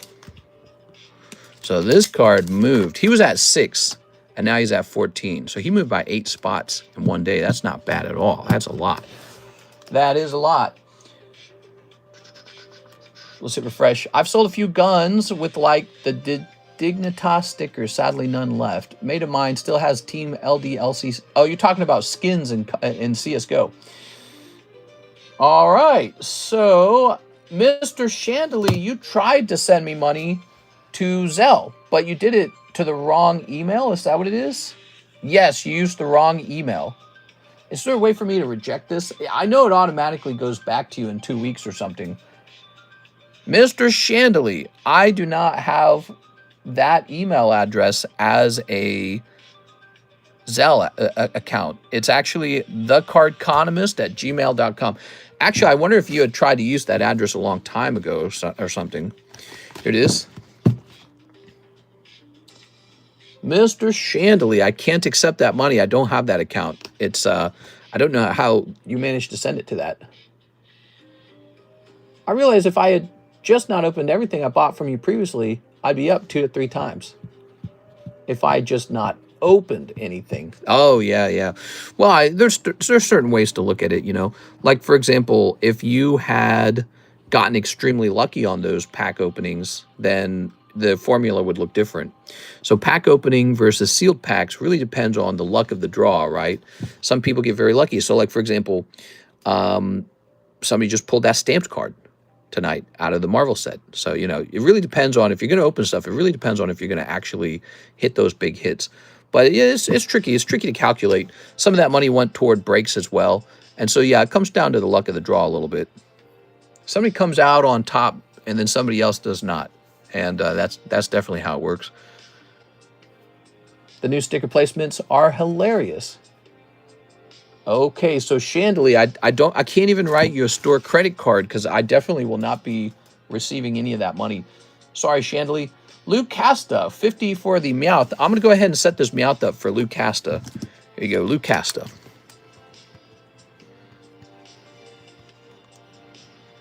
There we go. You know, another person who went super deep, LaFlame, Jennifer Yap, was buying hot dogs from me all day long, man. She was buying a lot of those, and man, she went so deep. She got so much stuff over time. And as long as she held most of it, she must be doing so well right now. I don't know if she held it. I hope she did. I don't want her to talk about, oh, I sold it, but she might have. You never know. All you had to do was not sell that stuff. That is the tricky thing to do. When it comes to Pokemon cards, you go really deep, right? And then you get like this panic feeling. You go, why did I do that? And then you say, I should just sell this. So I want my cash. I want cash. Why did I buy that? I want cash. So there's like a whole range of emotions you go through, you know. We're going to set this up to say October 25, Lou Casta. PSA 10, Meowth. The reason I say that happens is because it's happened to me too. I've been through those exact feelings over and over again. And it really forces you to sit down and think about what you really want. Boop. And the decision for me in the end was, I really want Pokemon cards. That was what I concluded. I said, I just want them. Those are the things. I don't feel that way for Pokemon. Resent for the Wick and... Oh, resent for the Wick and Espeon break. Had your old email saved from years ago. Nice of you to pop back, Chandelier. I'm glad to have you here. And hopefully you were able to cancel that payment. But I already know what happens.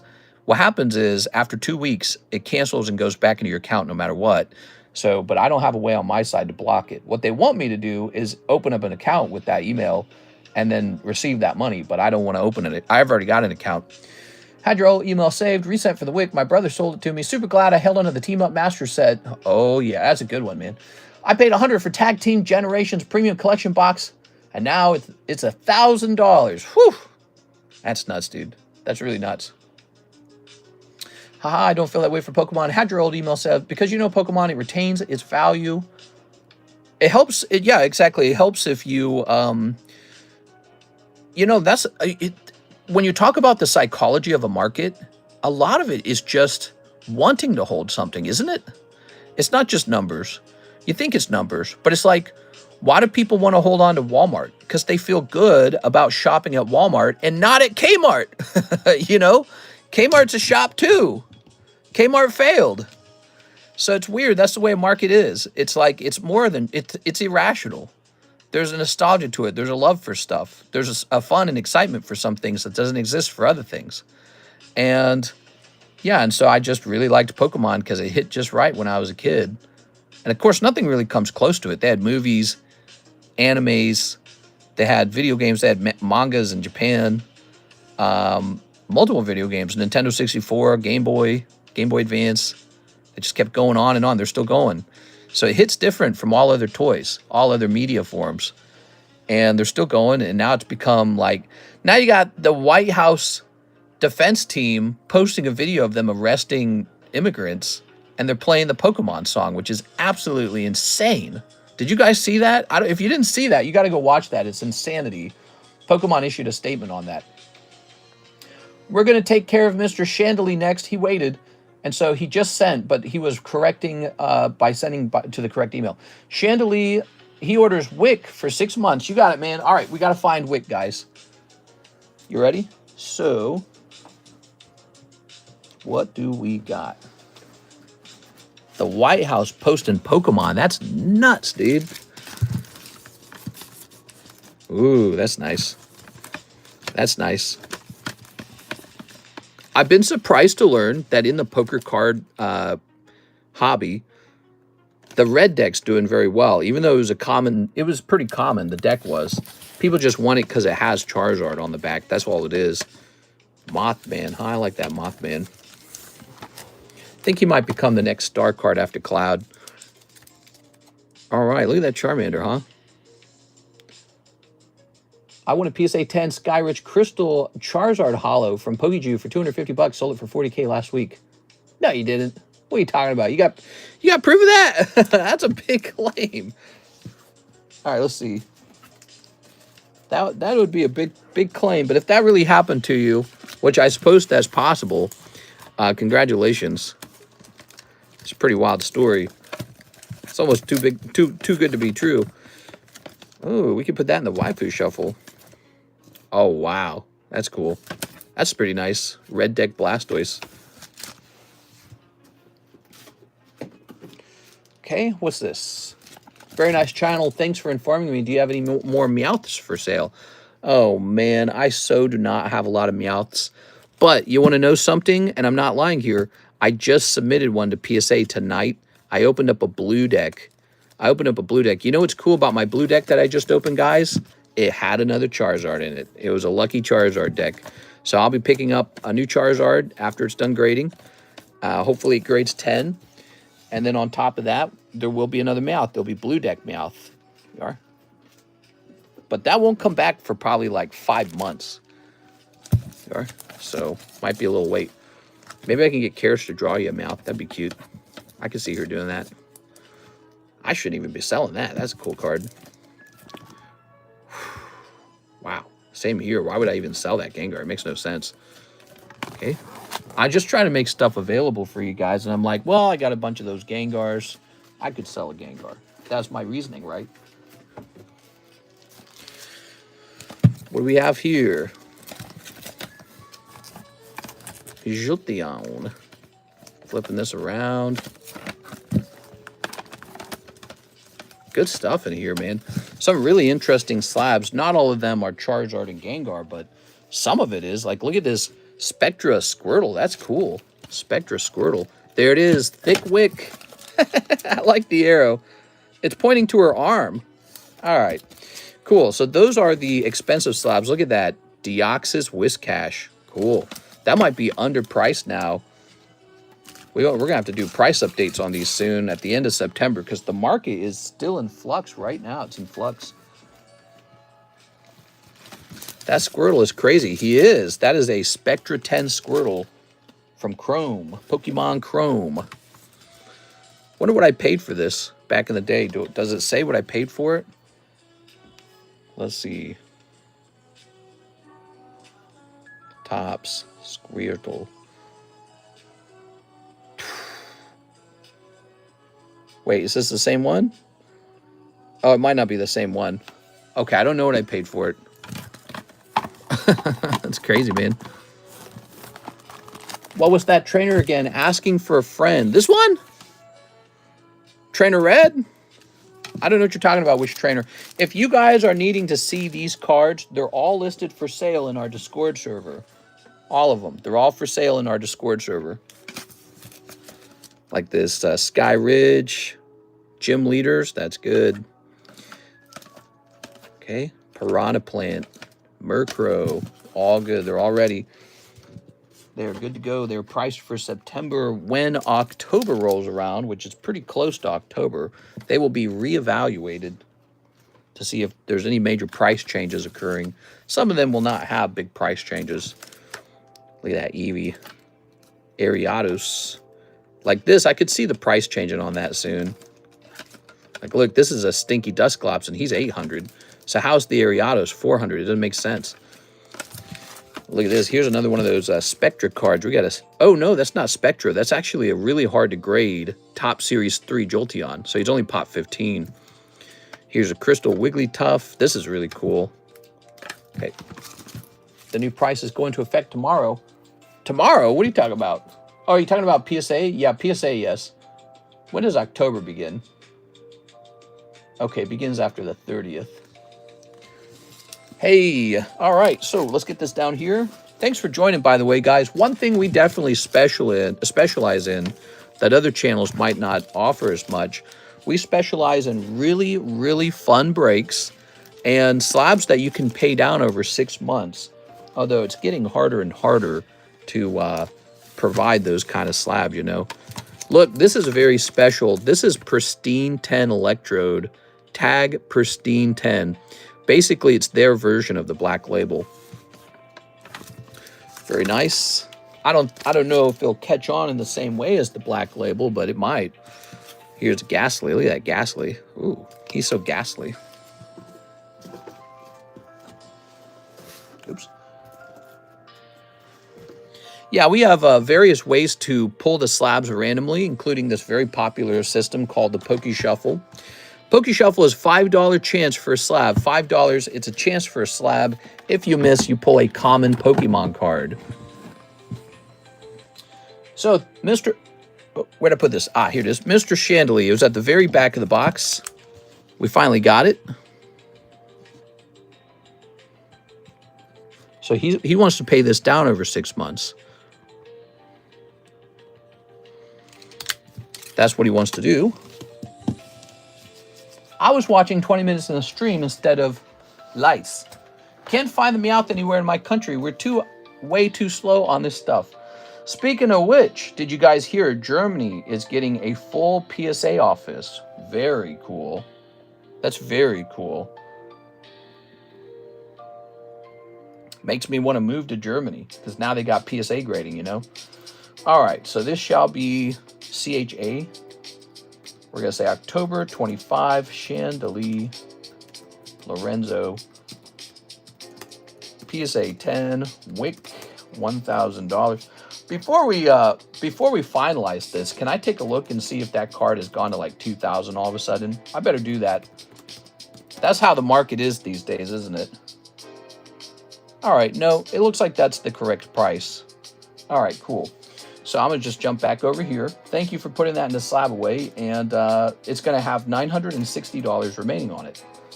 I just had to double check because times are really crazy. There we go. Over 1 year, I paid for the extra 6 months. Oh, okay. Yeah, we can do that too. So that means you really put $20 down on it. And you want this running from October 2025 to October 26. There it is. So I've set it up for 1 full year for you. There it goes. All right. We have another order from Mr. Chandelier, and he says he wants it to be 17 and 21 for the Espeon break. So here is the Espeon break, and you don't really choose numbers. We just get you 2 cards like this. There's no numbers in these breaks. We used to have numbers a long time ago, if you recall. We don't do that anymore. There's no numbers. Here it is. They just get shuffled up. You know why we don't do numbers? There's actually a really good reason. Is because if you give somebody a number they didn't want, and then the number that they did want pulls the card, they will be like, you owe me that card now, because it would have been mine. So we stopped using numbers. Not only did we do that, we had to create like a rule that said you can't make that demand. Okay, there it is going in. Look at that. 1, 2, 3, 4, 5, 6, 7, 8, 9, 10, 11, 12, 13, 14, 15, 16. We're at 16. So did this Espeon like move up? What happened with this Espeon? I bet he moved up. It's gonna be 15, 16. I noticed the Gengar started moving too. Have you guys seen this Gengar over here? So we placed this guy on the table like 2 weeks ago, and somebody just recently bought a spot in him.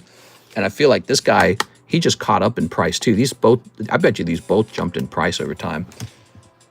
I know it sounds stupid. I really have to find that card now. You convinced me to get it for my personal collection. Well, good luck on finding it. I don't think you'll find that it's impossible. Yeah, if you're looking for good cards, always stop on by. We have a lot of great slabs and other cards, not just Meowth, but like a lot of other cards going by.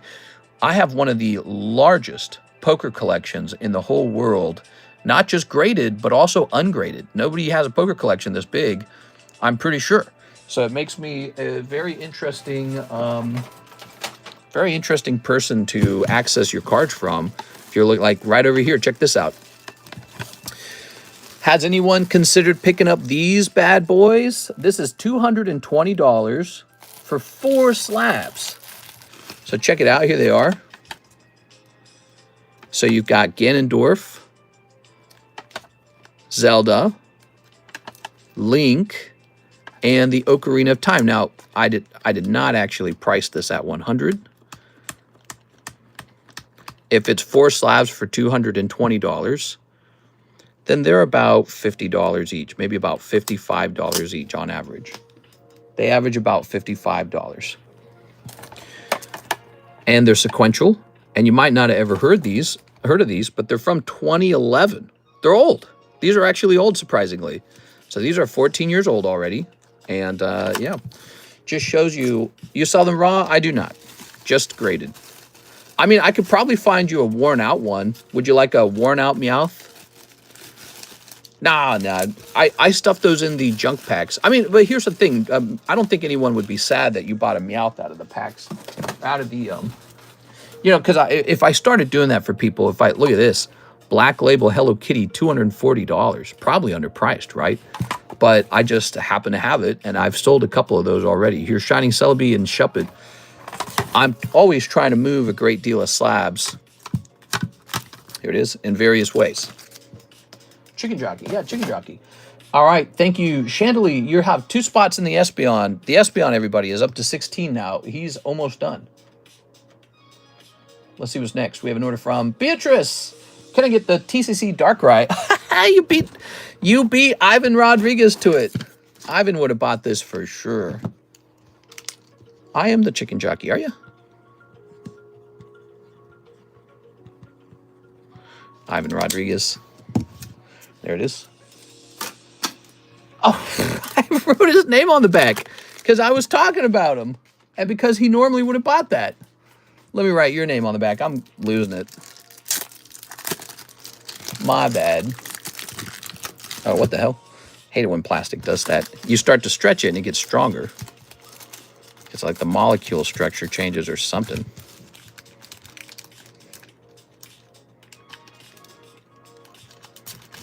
Okay. The copper coins go up. They did. The copper coins went up because the price of copper went up. How crazy is that? Yeah, I'm rich. I invested in precious metals like copper. What the? It's crazy, right? So if you bought a little copper coin from me, it's now worth like an extra $1. How fun is that? Who bought that slab just now? Beatrice?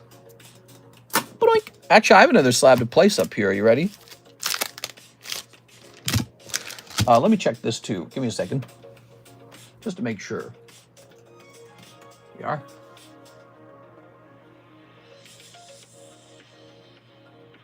All right. So, let's jump back over here. The wheelbarrow of copper in the backyard might get cashed in. Yeah, sure. Well, you know, people do that. Price of a metal goes up. They go, hey, I got some of that. So this is going to be Flor Agato 076. Thank you, everyone, for hanging out tonight. It's Wednesday night. How is your day going? You guys having a nice night? Who had anything interesting happen to them today? Anybody have a story? We love to hear a story or you know, just people's thoughts and feelings about their ongoings in life. Sometimes we wax philosophical. We had a guy talking about he wasn't having such a good time in life. He was talking about that in the daytime stream. And it's funny how hearing a relatable story can make it, you know, can make your own day more relatable and more interesting because you have something to compare it to.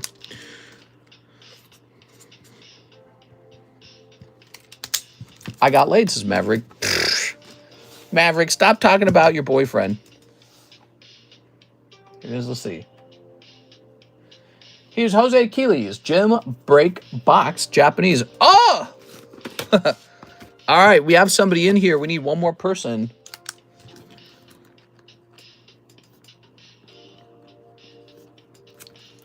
Jose Achilles is in. This is $45 gym break. The way it works, only one person gets the whole box. It's a gym break. It's a break for 2 people and just 2 people, no one else. So, do you want to risk it is the question for a whole box. If you pull it, we open it up and we see what you pull. All right, take a look at that. Don't forget to switch hands. I'm moving into an apartment on the 3rd floor, no elevator, so I hauled up 100 pounds of my shiny cardboard today. No elevator? Dude, that's a freaking workout right there. That's a serious workout. No elevator. 3rd floor too. That's, I can understand like a 2nd floor.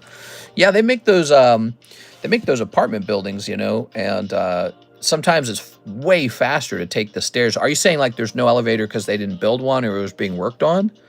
It must have just been more convenient to take the stairs. Is that it?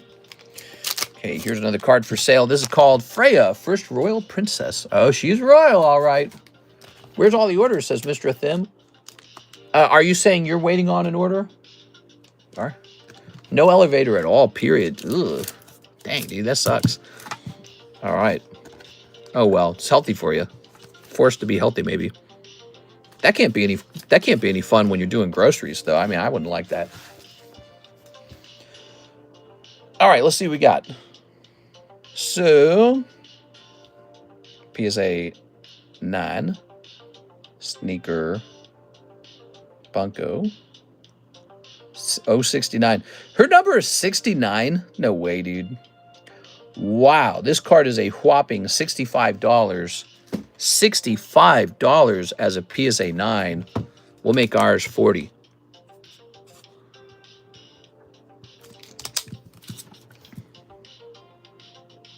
Okay, it is off center on the back. You can see that's how it failed the 10. And how about this bad boy? Koala SR.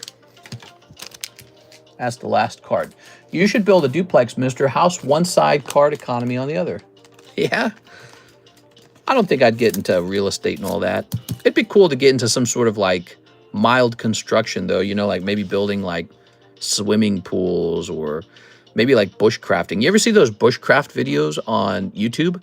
Did you guys know you could do that too? You just have to buy like a little plot of wilderness somewhere and you can do the same thing. So all you got to do is buy a little plot of wilderness. You'd be surprised how not that expensive that is because unimproved land is pretty cheap. You know, land with no bathroom, no facilities, no house on it, just trees and like rocks and mud. Pretty cheap. It's really not that expensive. So Karis and I have talked about doing that for fun. Maybe doing like some bushcrafting, maybe like record it too. You see some places, some guys get really good at making those YouTube videos where they do bushcrafting. The TheCardconomist. The Bushconomist. I love it. The Craftconomist. Oh, there you go. I actually have a freaking encyclopedia for woodcrafting, if you didn't know that. I know an enormous amount of woodcrafting. And that's because that's what my father's business was, and I worked in it since I was 13, so I had 4 years of that. That's a lot of time to learn it all. And yeah, so anyways, I could start up a little woodcrafting YouTube channel if I ever wanted to. I don't know if I want to. I dumped a load of money on a bunch of Rayquaza cards. Not a load of money. Bro, you best not. Okay, hold on. Okay, well, this card is very cheap. So, We're going to say $15 for Koala. Okay, that's some fresh cards priced for the first time. So these are all completely fresh. They've never been priced. You guys are getting first whack at them.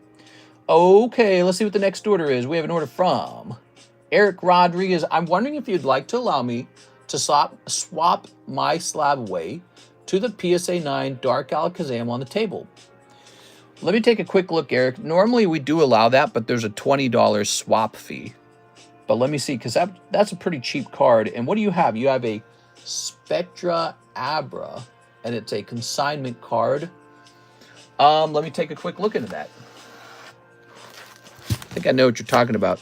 So you're supposed to be allowed to do that if you want, but there is a $20 fee to do that. So I don't know if I recommend it. We do that so people don't swap continuously. Let's see. Let me do some evaluation on it, okay? Let me see if... Okay, here we go. So let me see if I can look this card up, and it's basically the same price as it used to be when you put it away, okay? If it got cheaper, that's a problem. Because then we'd say, well, there's a little fee for swapping it out. So let's say Topps, Abra. Okay, how do we even come up with the price tag of 200? Yeah, okay, so it's about $200. It hasn't changed. And then when did you put it away? You put it away in August, September. So you've had it for about 1 month. I'm willing to do the swap. How about we do a small fee of $5? Would you be open to that? And you said it's a PSA 9 on the table? You want an Alakazam 9 and he's on the table, is that right? I'll do a much lower swap fee. This one right here, is that right? Yes, sir, thank you. Okay, so we'll do a little $5 charge. We'll pull that out of your equity in your current card. So your current card is at $150, which means you have $50 of equity, okay? If you want to use that term. Eric, the new slab is going to say October 25. Eric Rodriguez, PSA 9, Dark Alakazam. Okay, and you got him for $200. And then we're applying $45 to it, not $50, $45. Because you're paying $5 for this swap, okay? So you have $155 remaining. Okay, the other slab is canceled. There you go. Almost like paying a little $5 cancellation fee if you think of it that way. So there's another step we have to take. We write your name on the back of this one. Very important we don't make any mistakes on this kind of stuff. There it goes. That goes in this box. Now it's very important we give this a new sleeve so I don't go, oh, that's Eric's, and ship it to you like a dummy, which is something I would do because I'm that dumb. Now, it is hard to keep track of a million things, isn't it? So Caleb Ibaka, I don't think he got paid out on this yet. Pretty sure.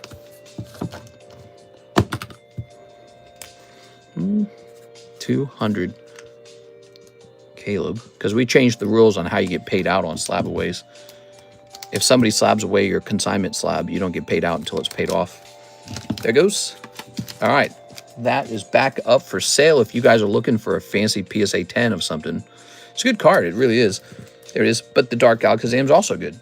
They're both good. Should be $3 per card if I remember. How much is a pre-grade? For you, Hathim? For you, free. Let's do a little free pre-grade for our best friend, Mr. Hathim. You ready? All right. So you've got this awesome SSP, which is certainly what you want to take a look at. We'll be curious about Black Label with this card.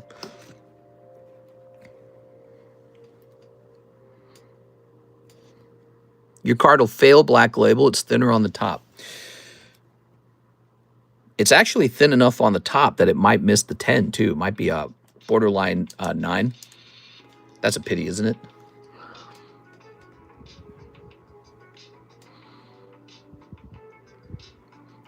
See light scratches in the embossed part of the card here. I don't know if they grade that, though. I don't know if they consider that an issue. BGS would. A lot of embossing has that issue, so they might just consider that part of embossing. Ah, that's a 9. Your card's a 9, bro. Sorry about that. That sucks. If you're unlucky, they give it an 8. Because they might be like, oh, yeah, that centering's bad enough that that's an 8. Or they go, well, the off-centering and then there's little scratches right here and here in the inside of the golden part. But I'll set it down for 9. Is it worth grading? I'd say so. I'd still grade it because it's an SSP, you know. But there's no rush to grade it. So you could put this in a binder somewhere and grade it 5 years later. Or if you want to grade it right away and list it right away, you could grade it now. See, so it's all about choices. There you go. Already sent? Already sent $3?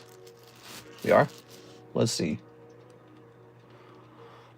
Oh, there's a moth. Big moth on my window. Now we've got an order. Beatrice Moniz, can I get a spot in the jumbo pack break? Yes! So, first of all, Jose Achilles is waiting for someone to join the gym challenge here. Second of all, new jumbo pack break is in. We added it up. This one's a little bit better than others because it's actually worth about 170. So this one's a little bit better than the previous one, which was worth 160. So you're getting about $10 extra. Actually, we could just remove this Animal Crossing and it would make it 160, but I'm going to keep it in there, okay? So, you know, because you got to get some cool pulls out of here. This particular round's also interesting. It's got these vendor gifts in it, and they're these older Sword and Shield era Japanese packs, so that's cool. So there's some exclusive packs in this round. We'll see how well it goes. You know, they're not going to be good if you open them all up and don't pull anything out of them. Hopefully something actually comes out of them. You got to have something come out of them or it doesn't matter. And since they're all one pack, there's that chance that they all, yeah, actually a decent chance that they all are like commons or like maybe like a hollow in one. All right. They're tough. Logan Paul made an Insta story on Pokemon Wonder. What he planning? Yeah? I like Logan Paul when he makes big money moves in the Pokemon hobby. I hope he stays in. I hope he doesn't leave it. But he might leave it. I have a feeling he might leave. You never know. Beatrice going right in. So we need about 3 more people in here. There we go. Some beautiful cards up here. Aaron Rodriguez, ghosts, 4 of them. All right, you got it. So you get this ghost. Ba-doink. Oh, Victor's going in that jumbo pack break. There's 2 spots left. Ooh. How many jumbo pack breaks you think we've done? People love them. People love the jumbo pack break.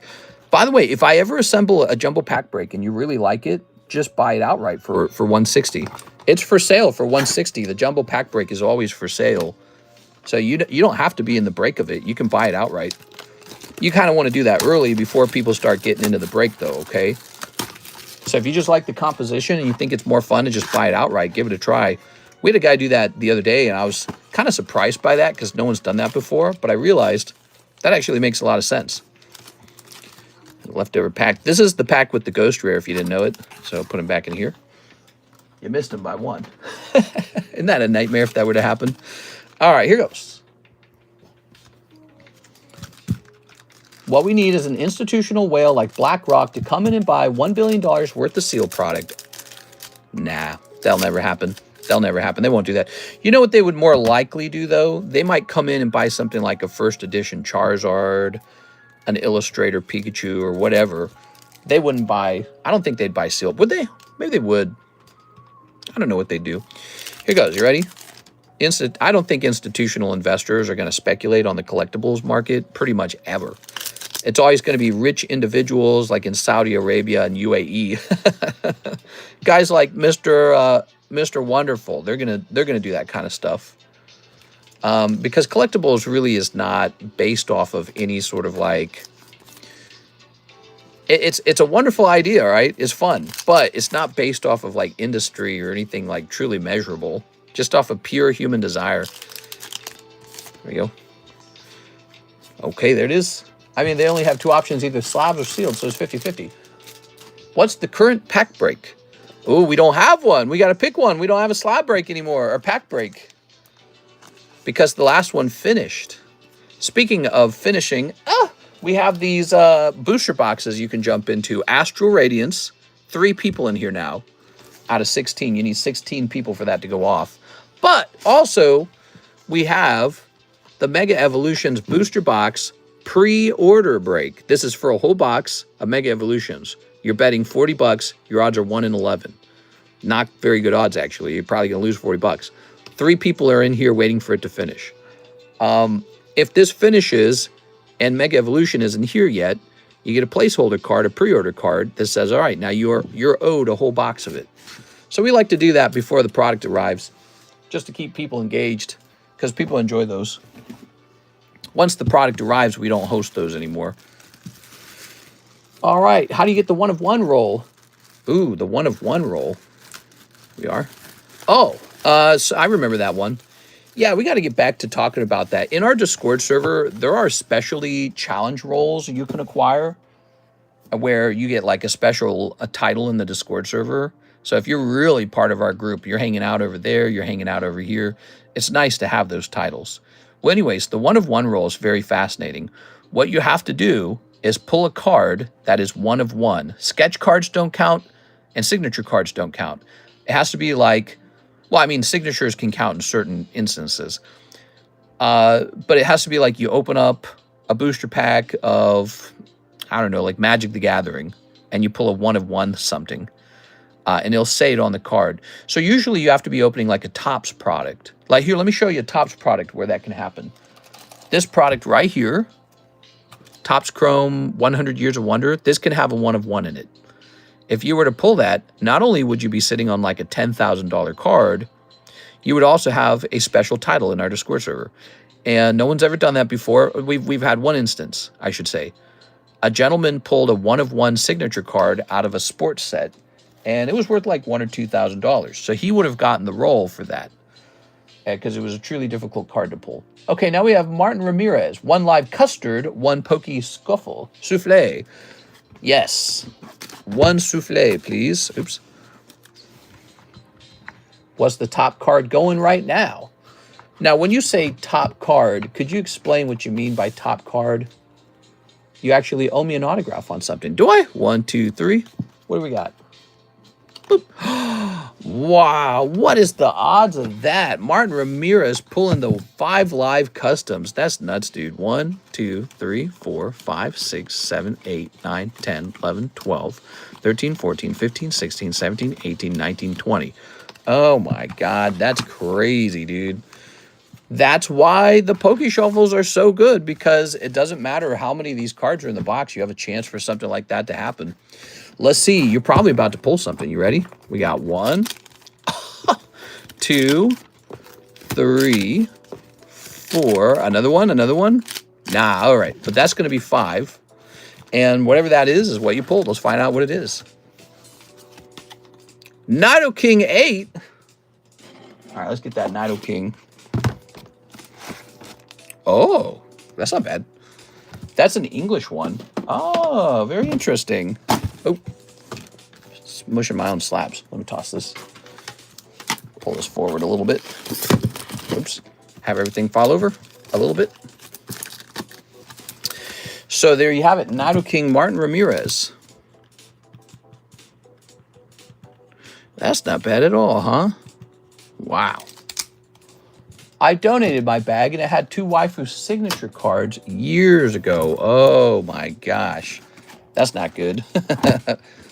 Years ago. Nice of you to stop by, Piasu. I'm glad you're still hanging out with us. Yeah, a couple people from the past have effectively donated their bags very generously. And, yeah, I guess I'll get you that card now. What do you want? Let me go get you a signature. Here's Brute Bonnet. Here's Umbreon. Here's Japanese Janice. Here we are. You want Janice? So what do we have now? 1 live custard is part of the deal. He needs 1 live custard. Here goes. Boom. Oh! Oh my gosh. Martin Ramirez might be the luckiest guy in the stream tonight. What does he pull? Silvally. That's not bad. He might be the luckiest guy in the stream tonight. That's still Valley getting pulled. Wow. Okay, Martin Ramirez. All right. Is he watching? Jesus. Jesus Christ, dude. That is some unbelievable luck. Next up, we have an order from Steven Gonzalez. 1 Marvel pack. You got it, Mr. Steven. All right. Dang, Martin, what a snipe. Yeah, I was a snipe, man. All right. Mr. Steven. Here's a holo. Ooh. Bless the rest of us with some luck. Steven, just a holo this time.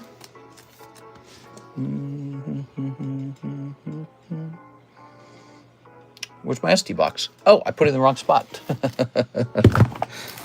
Put it in the wrong spot. Oh, you got this big back of junk cards. There we go.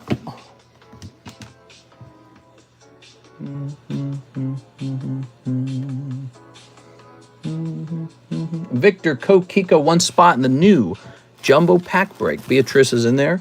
Kokiko's jumping back in there. Good luck in there, guys.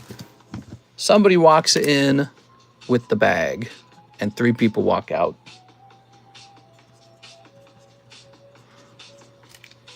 Time to go to sleep again now.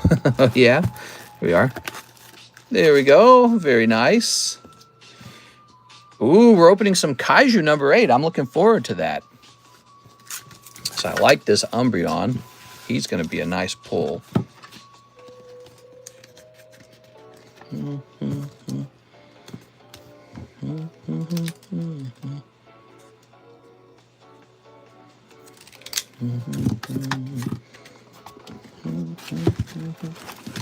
You got 1, 2, 3, 4, 5, 6, 7, 8, 9, 10, 11, 12. So he's a 12 spotter in there. That's a tough one.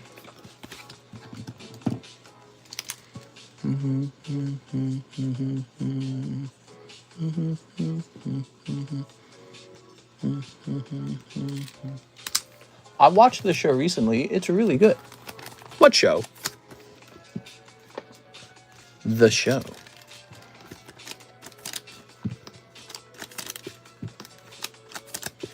I remember a long time ago, I used to put like miniature hits every like 5 packs, and somebody quickly found out that was how to measure where the hit was.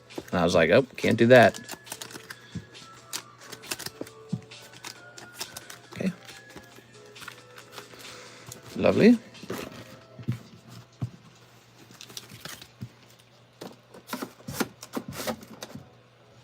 All right.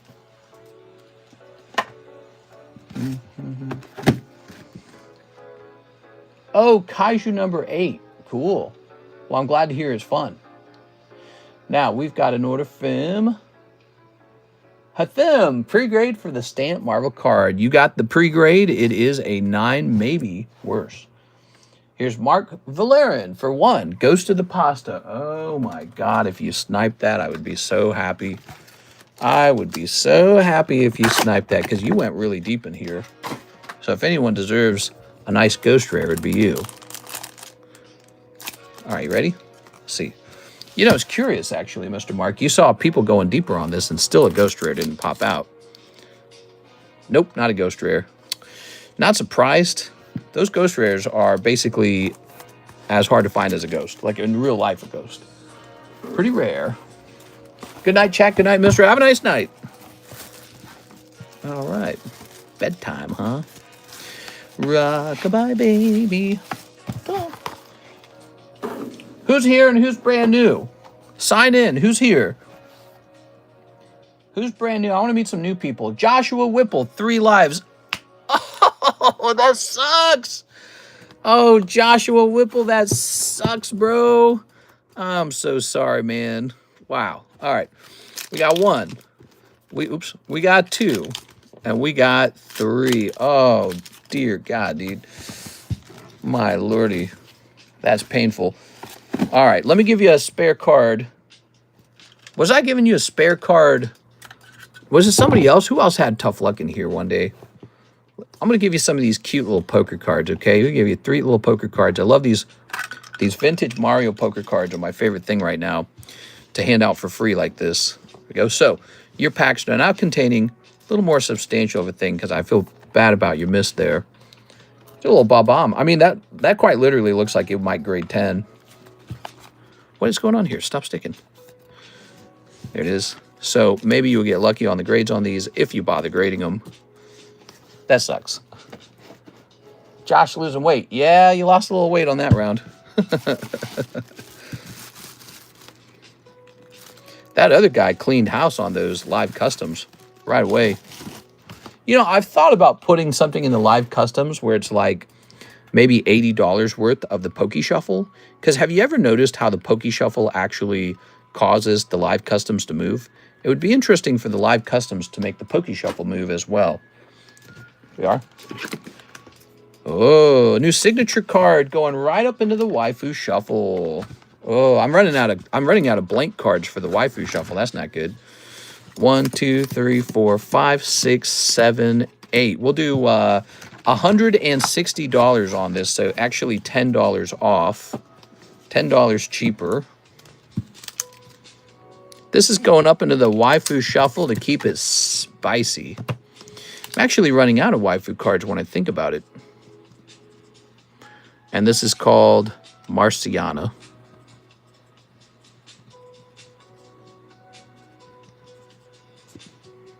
Marciana signature.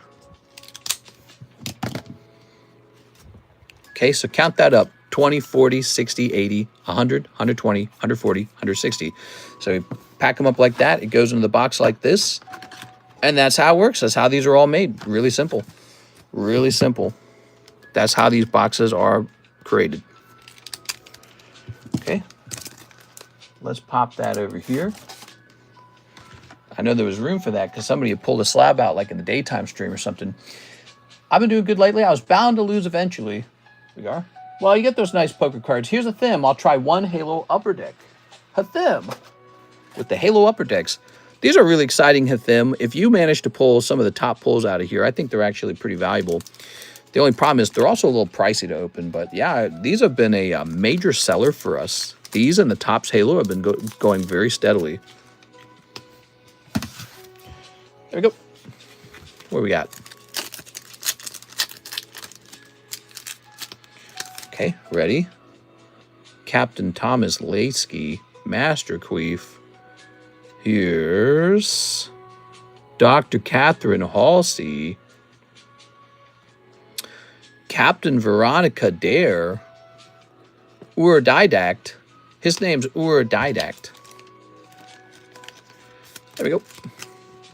Why is this? I shouldn't sleeve this. I guess it's just some purple card. All right. And then a holo. Nothing too crazy in this round. Nothing too crazy in this round, Mr. Hathim. Mister, sometimes you add one extra card while sometimes you add the correct amount. Sometimes you add one extra card while you... Oh! It's supposed to be 160. It should have been...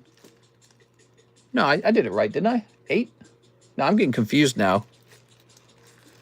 Sometimes you add one extra card while sometimes you add the correct amount. Are you talking about when we add them up to put them in the box? Hold on, let me check this. Oh, I don't know if I can check it because I don't know if it would line up. 1, 2, 3, 4, 5, 6, 7, 8. I don't know about this next card because I don't know if it's part of the next thing.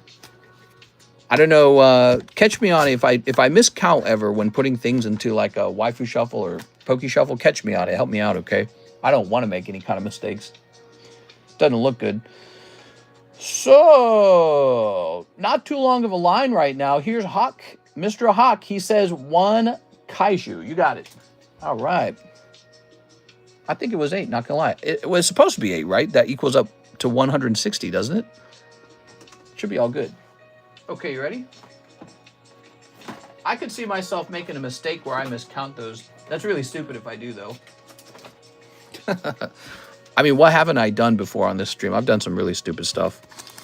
Ready? Kaiju. Oh. Good. Poke Shuffle, you had 21 cards for live breaks, while for the Waifu, you had 8, 160, just letting you know. Okay, so you're saying that I added 1 too many in the Poke Shuffle. You know, I was going really fast in the Poke Shuffle. Oh, I counted to 20. And I forgot to add the main card, the pull card, as part of that count. That's what you're saying. I hear what you're saying. All right. Well, I'll be really careful. We can't make that mistake on the waifu shuffle at all, because those cards are worth those cards are worth $20 a spot. We are. All right, what we got? Oh, look at that. Look at that. That's a pretty good one card shot right there, I think. Yeah, that's an SR star in one pack. Okay. Ooh, beautiful. Hawk with an H. Mr. Hawk. You are? Hawk, I remember you going really deep at some point. Remember that? All right, you ready?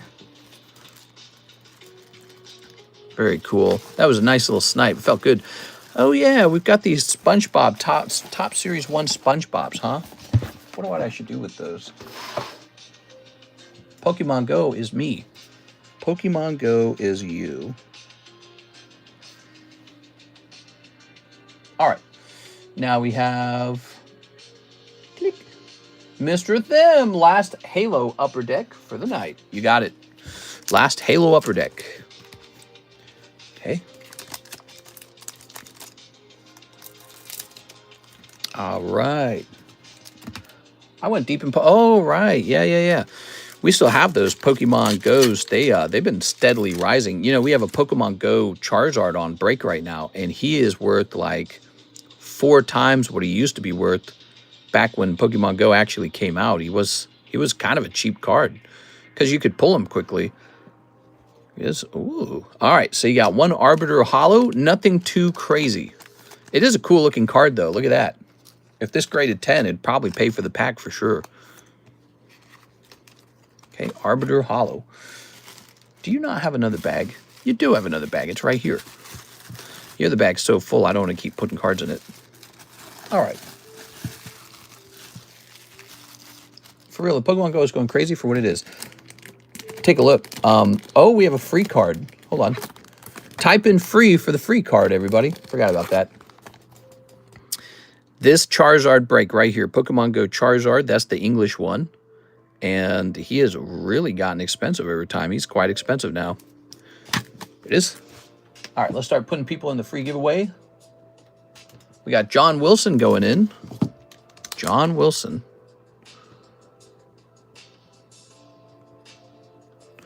Number 2. We've got Cody Hodges going in. 3. We got Rain Bryan going in. Mr. Rain. There it is. Very nice. Whew. Okay, so we're 3 deep on that one. It's pretty neat. This koala's 15 bucks. Here's Pixel Mario. It's me, Mario. Boop, boop, boop, boop. Yeah, the Pixel Mario and the Pixel Bowser together. That'd be cool.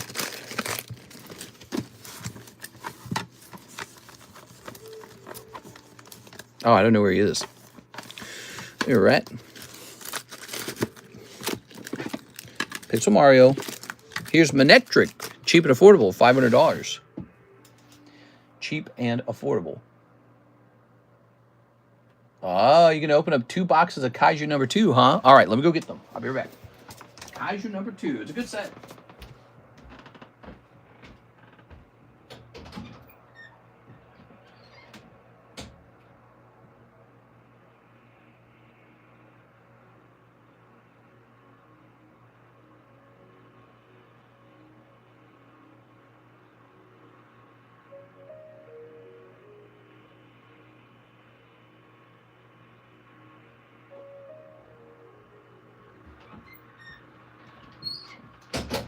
All right, here we are.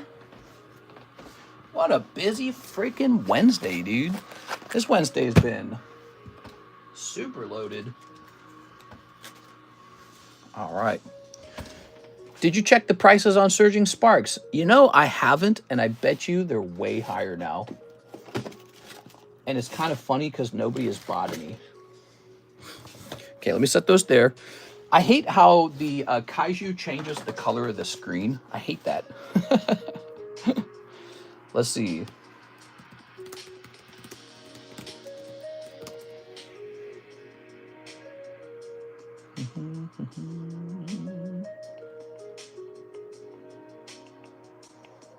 Doesn't seem super expensive.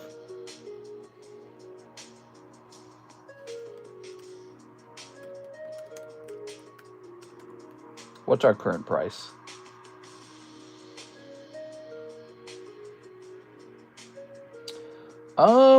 So I would like to raise it. Surging Sparks shall move up to $10 for now. Don't forget, our prices have the taxes baked into it too. So that is the price plus taxes. All right. Yeah, they're going to jump up a little bit, not too much. Watch the show. It's really good. Doesn't seem good, but it is. You know, I started watching it, and then I think I fell asleep. And it just kept playing in the background. And I have no clue what it's about. I really don't. Okay, you ready? By the way, if you haven't joined it, we have a gym break ready to go. Jose Achilles is hoping you'll join. It's 1 and 2 spots. We need one more person. $45. Risk it for the biscuit. If you want to risk $45 for a whole box, that is ready to go. So 2 boxes of Kaiju. Never seen Kaiju 8 being ripped. Excited. This.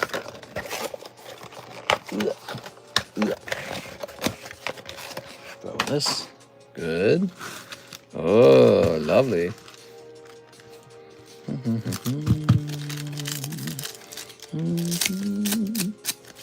Very nice. Very nice. If you guys are enjoying that stream, smash that subscribe button. We're getting so close to 100,000. It's amazing. All right. Very good. Ooh. There are golden cards in here. Golden cards, you say? That's another guy from Australia was talking about super specialty cards in here that he really wanted. He didn't pull one, though. Okay. Love to see us pulling them, though. So this is actually textured.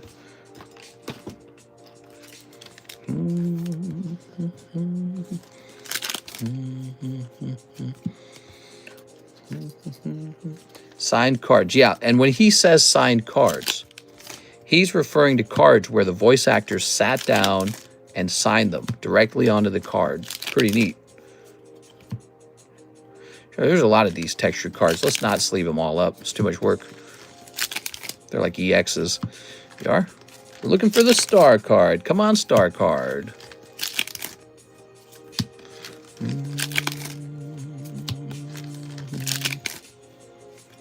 Oh. Was it in the last 2 packs?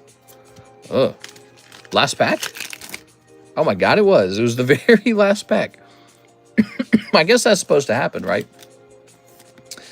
RNG-wise. Are there serialized cards, too? I don't think they're serialized. There we go. All right. Good.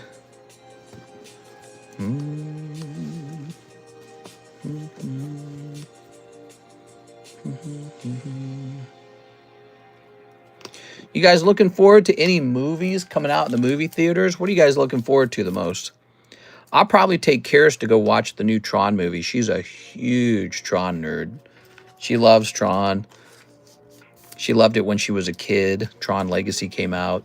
She really loved the music. She likes Nine Inch Nails because I like Nine Inch Nails. So I made her listen to all the Nine Inch Nails. And she's like, oh, this is decent. So Nine Inch Nails made the soundtrack for that movie. The problem is Jared Leto's the main character.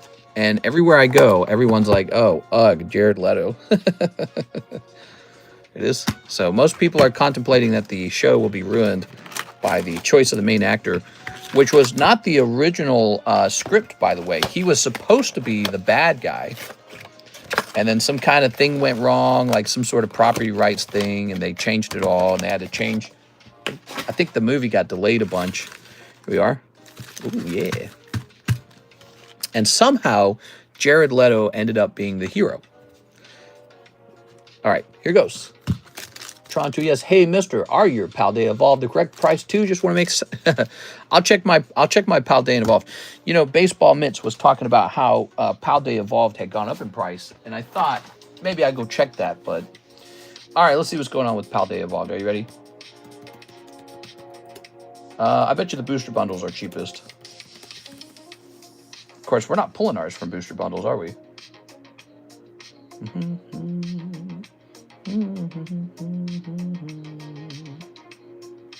Maybe not.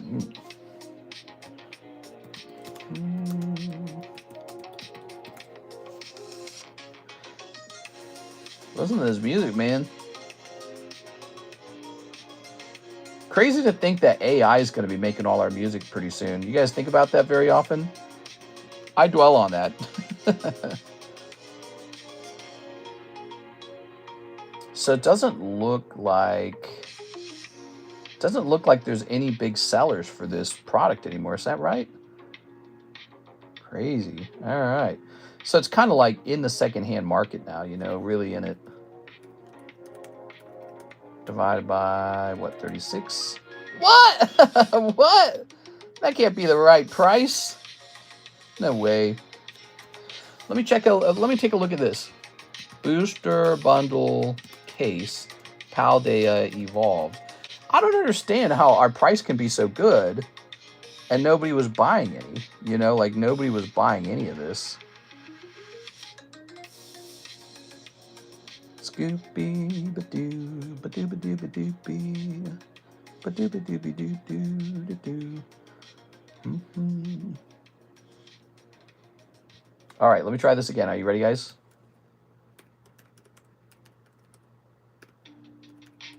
Divided by, oops. Wow. Wow, nobody was buying it. It just doesn't make sense. We had a great price on evolving Paldea Evolved. It's going from $14 to $20, apparently. I don't even know. That didn't even make sense. Let me double check that. Hold on. That's a bit high. Let's set it down at 19. All right, Paldea Evolved, $19. I don't know, dude. There you go. Wow. Okay, I don't know what to think of that. I was buying it. No, you weren't. What are you talking about? Yeah, like one pack. Ready? So, I mean, that kind of tells me you can have a really good price on something and people just don't notice it, or they're not like motivated to buy it. Very nice. I think that means that what you guys really need is for me to tell you what the good thing is. I think if I'm here in stream and I'm telling you, hey, you should be buying this, then it's less confusing for you guys, because probably everyone wasn't aware that my Paldea Evolved price was too low. In fact, let me look at that. So if you multiply this, 14 by 36. Yeah, so if no one's telling you what's underpriced on the menu, only a couple guys might notice ever. All right, by the way, you want my opinion on what's the best price on the menu right now? The Lucario Prismatic UPC is the best price on the menu. That and just Prismatic in general. So if I were you guys, if you had any interest in ever pulling that Umbreon for yourself, the Prismatic Umbreon, now's the time to start opening Prismatic. It's at its lowest price. Right now, it's at its lowest price. Yep, now would be the time. Here's a holo. Prismatic individual packs or the Prismatic Lucario box. Ooh, yeah. Holy honey mommy. There we go. Very good.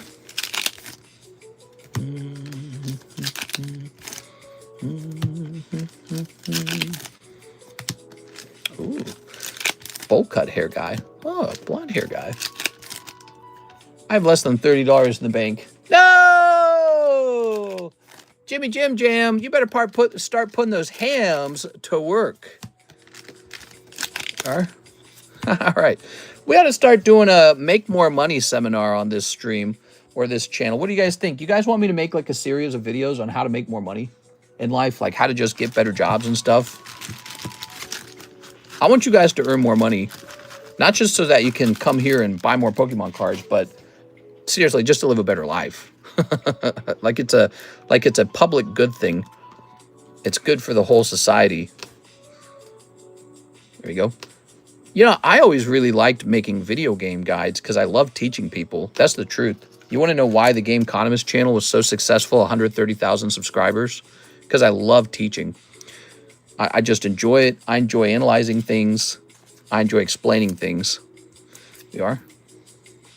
I would love to earn more monies. I don't mind to make more money to buy. Ha ha ha ha ha.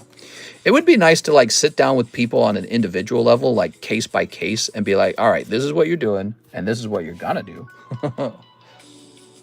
All right, that's it, Mr. Huck. No golden cards, no ciggies. You know, actually, one of the jobs I wanted to do when I was younger, and I'm not kidding, I wanted to be a what is it, a career counselor. I wanted to do that when I was younger because I had a fascination with personality types in psychology. So I was really fascinated by the fact that, you know, you find people who are very mechanically good. You find people who are very good in the abstract. You find people who are very good at math. You find people who are very good at sales. And so for some reason, everyone seems to have like a certain brain sort of like construct.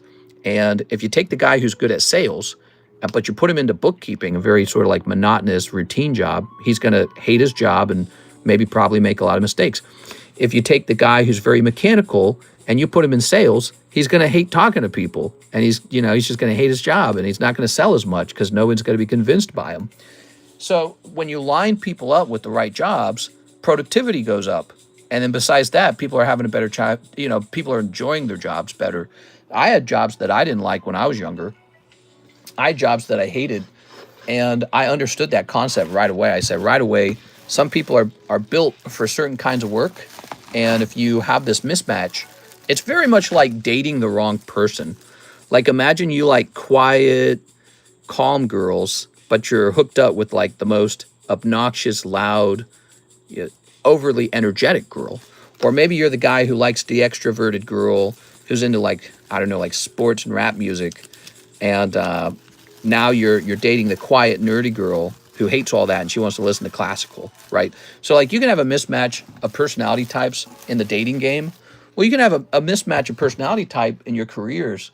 And so when I was younger, I was trying to figure out what career I wanted to get into, and I just researched it relentlessly. I researched it.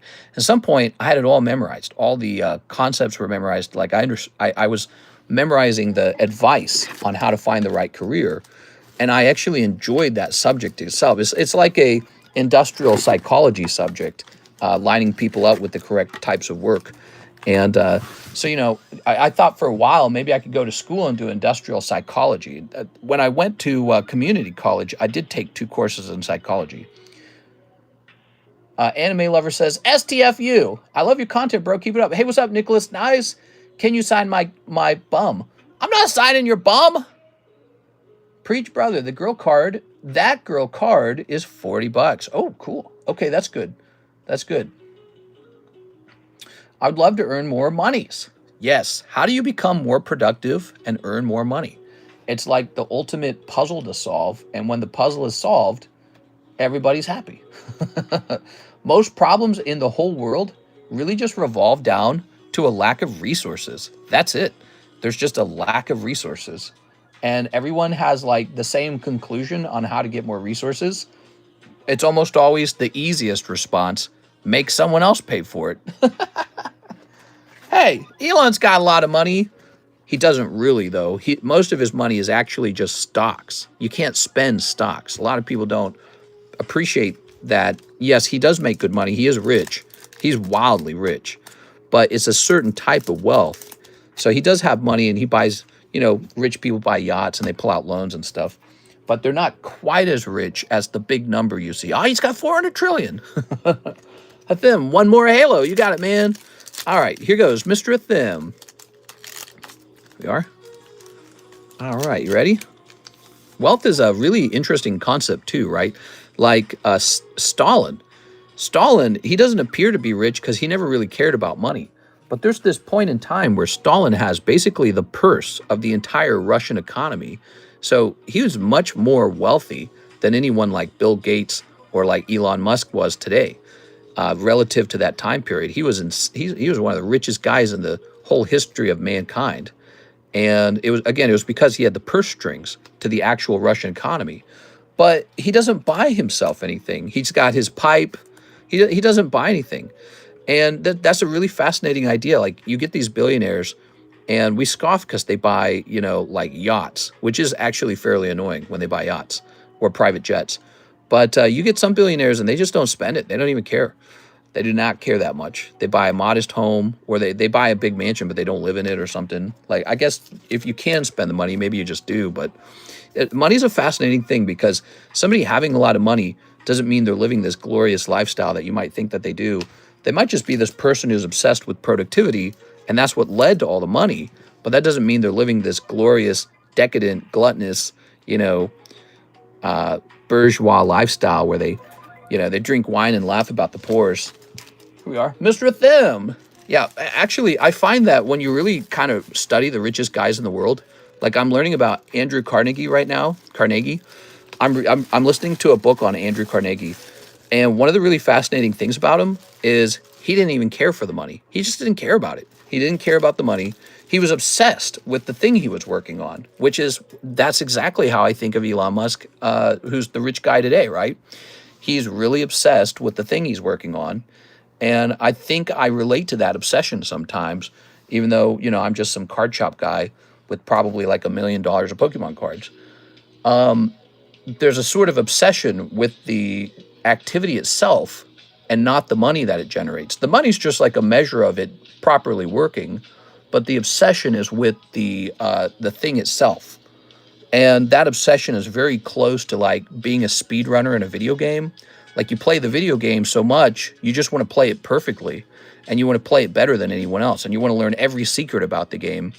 And so, you know, I think a lot of speedrunners could have been extremely successful business people if they had taken that sort of brain that they have, that obsessiveness, and they applied it to like one aspect of the real world where, you know, maybe they become the best at like operating a food truck that serves a particular kind of food or travels around to different Renaissance fairs or something, right?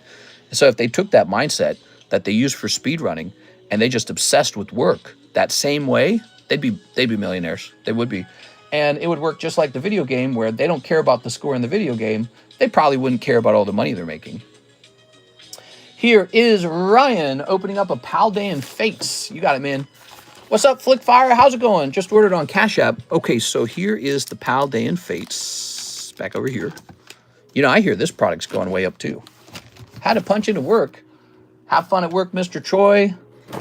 Yeah, but yeah, the Andrew Carnegie book, by the way, is really fascinating. We were talking about that earlier in the stream. You know how you've always been told like monopolies are bad? The book actually questions if monopolies are bad. It's such a strange, because, you know, that's the conventional wisdom, is that it's very bad. But in another, sort of like in another vein, if you were to think about it, maybe in a perfect society, like a utopic society, it would just be one business running a particular chore, because then it'd be one manager overlooking the whole system. It'd be one fleet of distribution logistics chains running the whole system. You wouldn't have all these smaller separate managers, smaller separate CEOs. It's something called economies of scale. Things get cheaper as they get larger. Walmart and Amazon benefit from that. Well, so the funny thing is, if that economies of scale typically always plays out, well, then an ultimate monopoly should be the most financially cheap way to operate a major business. But we all hate monopolies. So there's a psychology that makes us block monopolies, because you see one guy controls everything and you get scared. You see one guy has it all and he's getting really rich, and you don't like how rich he's getting, and you don't like how he has a little too much influence in a certain way. And so there's actually a great psychological fear to monopolies that makes us say, we got to break it up. There's got to be, there's got to be more democracy to it. There's got to be Coca-Cola, Pepsi, and 7-Up. They got to fight with each other so that we know we're getting good prices or something, right? So there's this actual psychological effect to monopolies that scares the crap out of us in a natural way. But let's say everything was ran by AI. AI would combine Coca-Cola, Pepsi, and Dr. Pepper together into one logistics system, and a massive amount of money would be saved. Because now, instead of 3 water purifying plants, one for each company, you'd have one massive water purifying plant, and you'd only have to update that one plant. You wouldn't have to service 3 of them. So, and you wouldn't have to have 3 guys operating it. So there's this economies of scale as you get closer to a monopoly that makes everything cheaper. And that was really what they were talking about with Andrew Carnegie, was he was kind of pulling that off with oil. And the oil was actually better quality oil and cheaper than any other company as a result of how large it was. Lou Costa, he says 6 of the Gem 2. 6 of them. Ooh, 6 of them. You got it, man. Let me move this box somewhere. Ow. All right. So it's like this. In a utopic society, we should be doing a monopoly. But we're not in a utopia. We're in a society where no one trusts each other, and men are greedy. Men are greedy. People didn't trust Andrew Carnegie. They said, no, we're scared if he has all the power. We're scared if he has all the industry and all the power. We're scared of that. We don't know if we can trust him to have that much power. And that was, and of course, also he had competitors who would love to see him broken up by the government, which is what happened. The government did antitrust on him and broke his company up. But his competitors loved that. They really wanted to see the government come in a non-market way and defeat him just with laws, not with actual competition. So he was winning because he was better than all of them. His company was better. Better prices, cheaper, higher quality oil. That's why he was becoming a monopoly. But his competitors were frothing at the mouth to have him split up. And so was the government, and so were the people. They were scared of him. Really fascinating, which shows you that no matter how purely ran a monopoly is ran, everyone will always wish to see a monopoly split up. We're scared of it. Really fascinating stuff. Mister, what year is the Halo Upper Deck? Halo Upper Deck was released this year, I believe. However, it won't say that. It'll say that it was released like 2 years ago or something. And that was because it was produced in that year, but it wasn't released until later. Monopoly is on person controlling the whole market like the color company Pantone for 60 years. What is the difference between racketeering and a monopoly? I honestly don't know. Let me look up racketeering real fast. I know the word monopoly really well. Racketeering. What is racketeering? I've heard of that term. Racketeering is a broad legal term that refers to running an illegal business activity, usually as part of an organized scheme. Extortion, loan sharking, bribery and corruption, and mail fraud. So probably like what the mafia does. We are. All right. Mister, you yourself are a Pokemon Slab monopoly. That's definitely not true. That's not true. I have such a small portion of the Pokemon Slabs in the world. I have a great personal collection, but man, there's a lot of cards out there. You ready? Lucasta. I like the fact I'm learning stuff here while watching Pokemon. Yeah, well, you know, all that stuff is fascinating to me, which is why I end up gravitating toward wanting to learn a little bit about it. We are. But yeah, it's a fascinating idea. If one company were to do all the production and you were to eliminate all of the, like, imagine FedEx and UPS. Well, each company has to have their own fleet of trucks, their own fleet of people in charge of the fleet of the trucks. They have to have their own legal system, their own HR system, and this actually is inefficient. If you had one company owned both of those systems, they could combine and become much more efficient. Actually, that's kind of like the argument Trump was making about Canada. He's saying, get rid of the invisible border and things get so cheap. We'll have a single military. We'll have a single highway that runs between our countries. You won't have to do any checks there anymore. So things just get cheaper at scale. But nobody likes that. They all get scared of that. They go, we like UPS and FedEx fighting with each other. We don't want them to hold too much power. Okay, but what if I told you the cost of shipping goes down? And people are not so sure about that. They go, would it? Some people think the cost of shipping would go up. All right, so that's Lou Costa. Ooh, Mr. Lou. And that's part of the problem too. Like, what if instead of keeping the product so affordable, the monopoly ran away with all the profits? That would be a big problem. They say, hey, we got no competition. We can raise prices as high as we want. But they could also have the ability to keep their prices really low and still make a very good profit. So again, so in a utopia, maybe a utopia would be ran as a monopoly. The businesses would be ran by a single entity like an AI robot. We just don't live in a utopia where humans behave that way. It'd be cool, though. Okay, we got Larry. But you don't need a new bag, by the way, do you, Lou? We have Lady Cuddly Cactus. We got Luke Laurie. All these little boxes that we saved for the shipping. Lou Costa, here we are. I didn't think you needed a new bag. I knew you had one. It just wasn't immediately in the box next to us. This is sounding like a Gopo class. A what? He also tended to use too much onions. Vinny always used to cut the garlic into thin slices where it evaporated in the sauce. What? You talking about the racketeering now? Racketeering? Oh, yeah, I haven't heard of that term. Racketeering is one of the charges that gets brought against mafias. They get charged on racketeering charges. That's why I recognized the word, but I wasn't sure what it meant. All right, very good. There are. That's an, oh, so these are 2 slabs. These are on commission for NHCC. They're just holographic cards from Azure Lane. I'm not sure if they'll sell. The Mega Gengar is up to 3 out of 8. He's popular. Nicholas says, any DBZ. We got 3 DBZs. Manga DBZ, recently printed, right? History of Z. And the last one is called... Hold on. It's in our extended menu.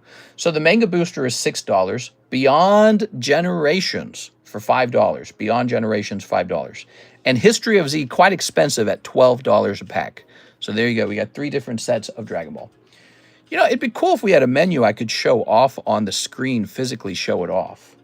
For people who don't like opening the description. So, what do we got going on now? It looks like we have Mr. Hawk going after 4 boxes of Kaiju. And he also says, Copper Givey. You're wanting a copper coin, is that right? Is that what I'm looking at? Let me see. Where's the copper coins? They are $6 a piece. Yes, so the copper coins went up. Here it is. Emily, you're always changing your profile pic. My birthday is in a month. Nice. Here we are. Are you excited for your birthday? Birthdays are really exciting until you hit like the age of 21. And then after 21, you don't really want to keep ticking up. But you don't notice that until you hit about the age of 28. Once you hit the 28, then you go, oh, God, I'm still getting older? Then after you hit age 30, you cry a little bit. You go, great, I'm 30 now. And then when you hit 36, you go, I'm closer to 40 than I am 30. And that's my age today is 36. Heck yeah, I always go back to those movies once in a while. The Irishman was good. Yeah, I'm going to ask my grandma to get me a Pokemon teddy bear. Oh, that's sweet. All right, let me go get these boxes for you. Kaiju.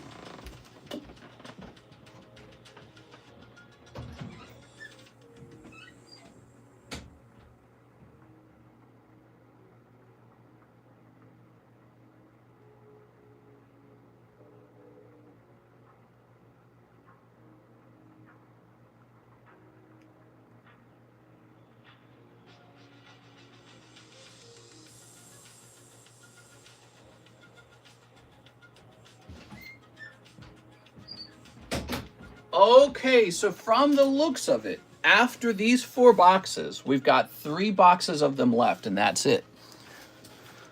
All right.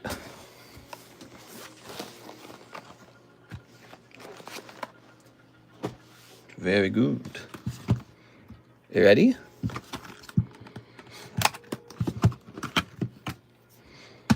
Oh. Any Mega Evolution? Not yet, but we have a pre-order box break. Pre-order box break, $40 chance for a whole box of Mega Evolution before it arrives. It's on the way. It's on the way. It'll be here. Man, I think it's going to be here in like 3 days, to be honest. It's not going to come like tomorrow, sadly. Just kind of how it works. We live out in Lake of the Ozarks. Lake of the Ozarks is like dab smack in the middle of Missouri. And shipping takes a while. So we're always kind of behind everyone else. I hope you save a little bit of money for some openings of the Mega Evolution. If you want to open it here live.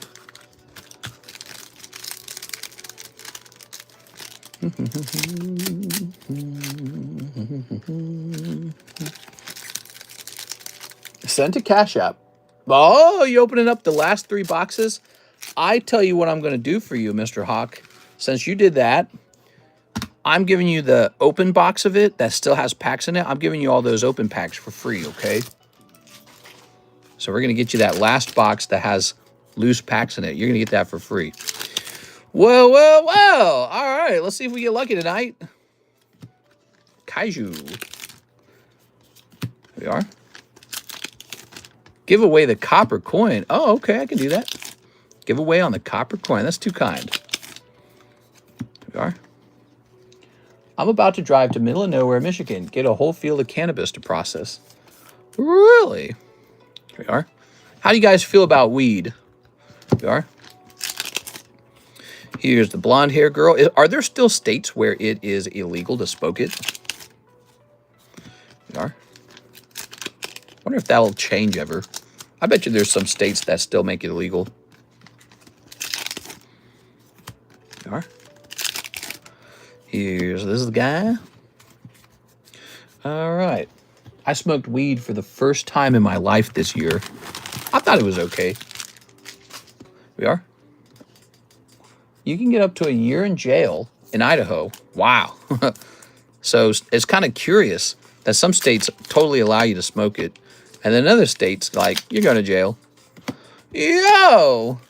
It's the blonde-haired girl. Okay, that's blonde-haired girl. Yeah, I don't know how I feel about that. How do you guys feel about that? Some states still throwing you in jail. Just seems wrong. Mister was geeked off the za. First, I tried a weed gummy, and then I smoked a weed doobie. There we go. So I've done both of those things, and it was okay. I haven't done it since then because it wasn't like good enough. You know, it didn't make me feel good enough to want to do it again. There we go.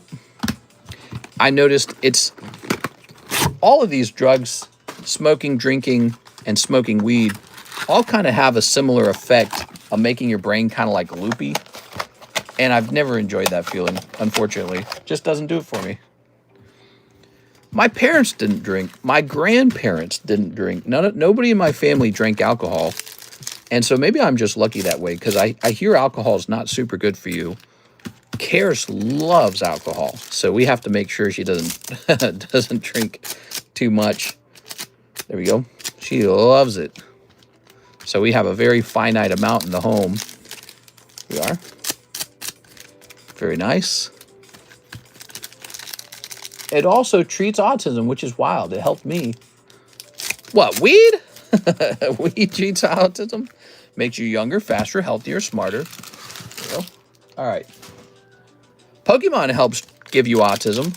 Treat autism, I mean. All right, what we got? I want to be... I remember back in my great-grandparents' day, they thought Coca-Cola was the devil. Well, you know, it made a lot of people fat. Definitely not good for you. It also becomes a pretty strong habit. Like, people will drink soda their whole life once they get started. So it's not exactly great. All right. Yeah. It's not like drinking green tea, you know what I'm saying? Okay. I've watched your stream sober. I haven't watched your stream sober in my entire life. You think we'll get a signed card out of this? Ah, man, I sure would like that to happen, but we opened up an entire case of this, like, I want to say about 2 weeks ago, we opened a whole case of it for a guy in Australia, and we did not pull anything, but, oh, look at that. While we were talking, that is an SR star star. So that is a SR double star signature right there. Check that out, everybody. Wow. But that's not the one you're looking for, right? You're looking for like the hand-drawn signatures, aren't you? That's how that guy explained it to me. He said there's hand-drawn signatures. Wow. It's so funny you were just asking me that. Well, you just got a double star. You know what's interesting, Catnip? His whole case didn't have a double star in it. This one, you're not even opening a whole case. You instantly got a double star. Oh, nice. Kafka. Nice. All right. Sounds like you're doing good. Sounds like you're doing good. Yeah, he opened up a whole case. He didn't pull anything like that. And you just opened up, definitely not a whole case. You opened up how many? About 9 boxes. That's $89. Sweet. All right, put this here. Okay. 78 last sold. Sodies will make you win the human race. Toss that over there. I need some sodies, bro. All right. Good. Next box. This is box number 3. Swoop. Notice the hits are always the last pack. Are they? I don't think that's always accurate, though. Scammer, says Green Fingers UK. Ah, he's got me! Help, he found me out! That's right. Sleep. Let's snip this. I'm drinking Pepsi. What? Let's snip this. He's discovered my evil plan. Ugh. Who, Mr. Scammer? I've been trying to reach him about his cards extended warranty. $20 on a box. People, just buy a box. There you go. Is. Come on, people. There we go. Toss this over here. All right, what we got? Here's Blonde Hair Girl. We are only seeing Kaiju number 8 for a little while. That's right, but it'll be over pretty fast, actually. Here's a holo. Here's a holo. Here's a holo. Here's a holo. Here's Blonde Hair Girl. Okay. And let's leave you this. Very nice.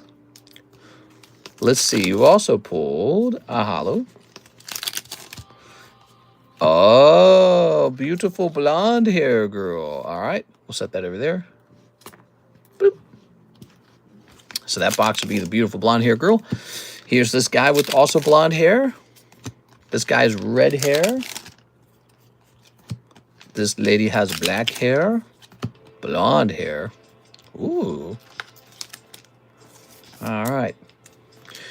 Finally, we've got blonde hair guy and black hair girl and crazy school guy. Honestly, no idea what I'm watching. You're watching the finest Pokemon cards ever opened. This is an anime called Kaiju number 8.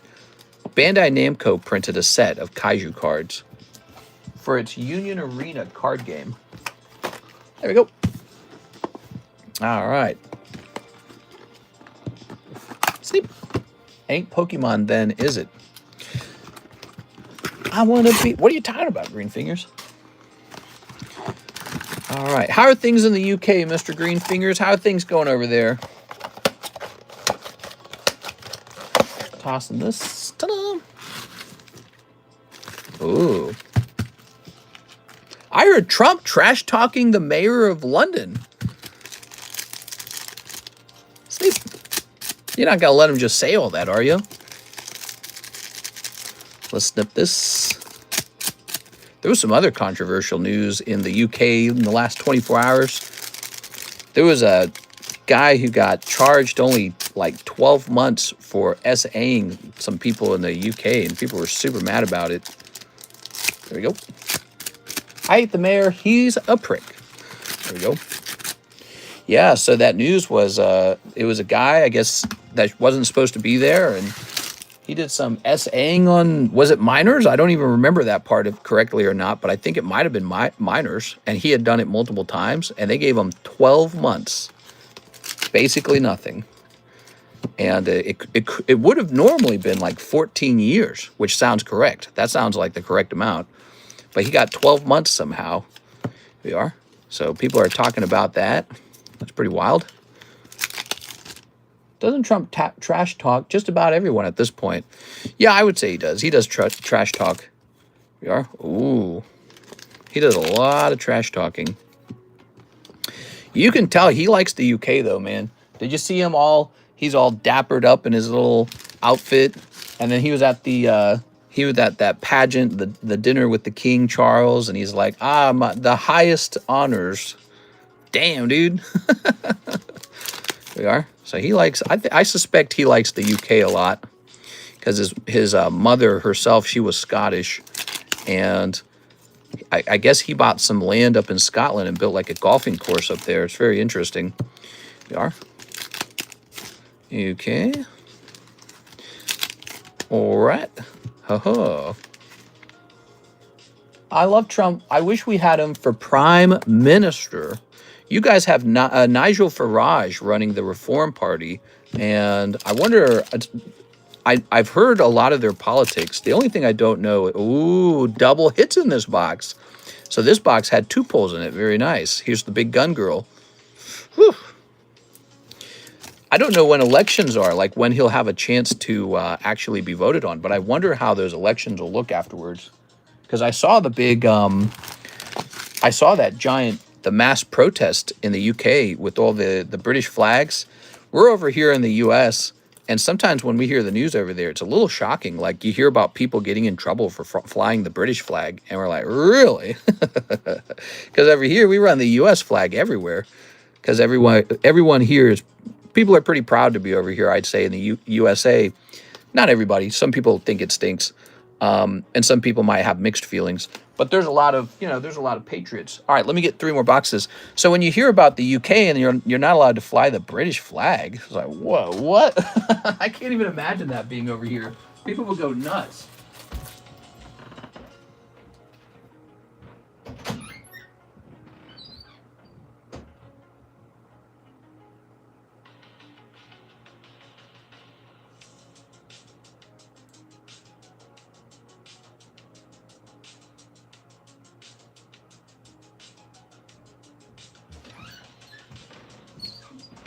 Oh, yeah. 3 more boxes, guys. 3 more boxes and the remaining loose booster packs, which is a gift for Mr. Hawk for going so deep. Appreciate it, man. All right, we're going to start with the bonus packs. So these are for you for free. Who doesn't like a couple free ones? Whew. You should be able to fly your flag in your country. That's like the most common sense thing in the world. Like everyone knows that. There you go. How does it ever get to a point where that's not normal? But I've heard some arguments about it. I heard some people say, well, the only reason they want to fly it is because they're being racist. And I'm like, I guess. I don't know, dude. We are like, I don't know if it's strictly that. Maybe there's some elements of people where it's like that, but I think there's a lot of moderate people who love they're proud of their country, All right. Very nice. Let's snippy this. Oh. Yeah, we talk about that kind of stuff all the time over here because we're very interested in what happens in the world. I had this really great accounting professor, and when I was taking my business courses, and he forced us, all of us in the class, we had to do something to join his class. We had to buy a subscription to the newspaper, the Wall Street Journal. So he would talk about the articles in the Wall Street Journal while we were learning accounting. And if you didn't know what he was talking about, you couldn't keep up, and he would know you're not reading it. So, but he was saying basically, if you want to be an accountant, and one day you want to be like a fancy accountant who works on like financial sheets from a business for like stock investing or something, he's like, you have to know everything that's going on in the world, because that's how businesses make decisions about where to move money quickly. Kind of like Pokemon cards. Like if you know that PSA is about to change their grading price, well then you know to kind of front load up your grades right away, get them done early, which is what I was working on tonight. But I guess I misunderstood it. I didn't know it didn't affect membership holders. But yeah, so the professor's rules were that you had to know what was going on in the world. And I thought that was really a very good lesson, even though it wasn't directly about accounting. It was just a good thing to be like well informed about what's going on in the world if you want to be successful later in life. We are. Mr. Greenfinger says Islam is on the horizon. Yeah, and that's maybe the controversial subject that's at the heart of the problem, isn't it? At the heart of the problem, you have a conversation about really severely changing demographics. And, you know, it's at some point when you're a minority in your main city, you guys aren't like the United States. We got like so many huge cities. But for you guys, you have like 1 or 2 big cities. And so your biggest city is minority British. The question becomes is that progress? Or is it more like losing your country? Because a lot of people would call that progress. But I try to use this example on that subject. Imagine in Hawaii, the Hawaiians are losing their island. They're becoming a minority. They have no financial control over it. All the shops and businesses are ran from people on the mainland, and they're slowly pushed out of the housing. Is that something to celebrate? Like, is that good? Should the Hawaiians want their island back? Like, how do we feel about it? And so, but then, you know, a lot of people come in and they say, oh, well, you know, the British, they colonized. Now this is them getting what they deserve. But it's like, you don't got to listen to that. If it's your home, you should make sure that you take care of your home, basically. And you should have a right to say, okay, we want people to come over, but it can't be at such an alarming rate that the British get disappeared, like they actually disappear. And it's interesting to see parts of the UK where that has virtually happened. Could it happen to the whole country? Well, you know, maybe if you kept up the rate of people you're bringing in, you could one day be like the Hawaiians in Hawaii. They're a minority in Hawaii. You could be a minority in the UK, all across the UK, not just London, the whole country. And so it's a very fascinating issue. And yeah, I don't know. That's the issue of our times, I'd say. That is the issue of our time. That is the biggest issue of our time. And it's a very philosophical conversation to have. It's not something to rush into about what you think is right and wrong for the design of how the world should be. Like, should the UK be like the home for the British people? Where do they have to go if they become a minority in the UK, right? So it's an interest. And, you know, if you get into the whole punishment perspective, was like, well, they were an imperialist 200 years ago, therefore modern day British people should be made a minority in Britain. I don't know. I feel like it's almost like a bad faith argument. Like, you can't begin the argument with the position that the British people deserve to become minorities. The question should be more like based off of what is human utopia based off of. Maybe human utopia ignores concepts like, you know, sort of like a genetic commonwealth. Like, hey, we're actually British. Okay, here we go. The next box. It's a difficult subject. People get very defensive, very sensitive in the subject. So it's a very sensitive topic. Here we are. All right. Very nice. There is no balance. That is the problem. There is no in-between anymore. We have right, left, and they're both extreme. Oh, yeah. Here we are. Ooh. All right. Very good. Let's snip this up. But so, like, what happened to the Hawaiians in Hawaii? Does anyone here think that that's what should happen across the world? Like, maybe an island doesn't belong to anybody. Maybe it's just a rock on Earth, and whoever wants to push their way in and live there deserves to do that. The end, you know? And then you can make up, like, some counter arguments. You could be like, well, if you were to actually measure how rare an actually British person is, they're like a really, really small percentage of the population of the world. Like, there's this component, this genetic component that's truly British people. Then there's the Chinese, huge. There's tons of them. If the Chinese just wanted to move into the UK, they could make the UK minority like that. Same with India, same with Africa. So there's enough people in the world that you could make the British people disappear.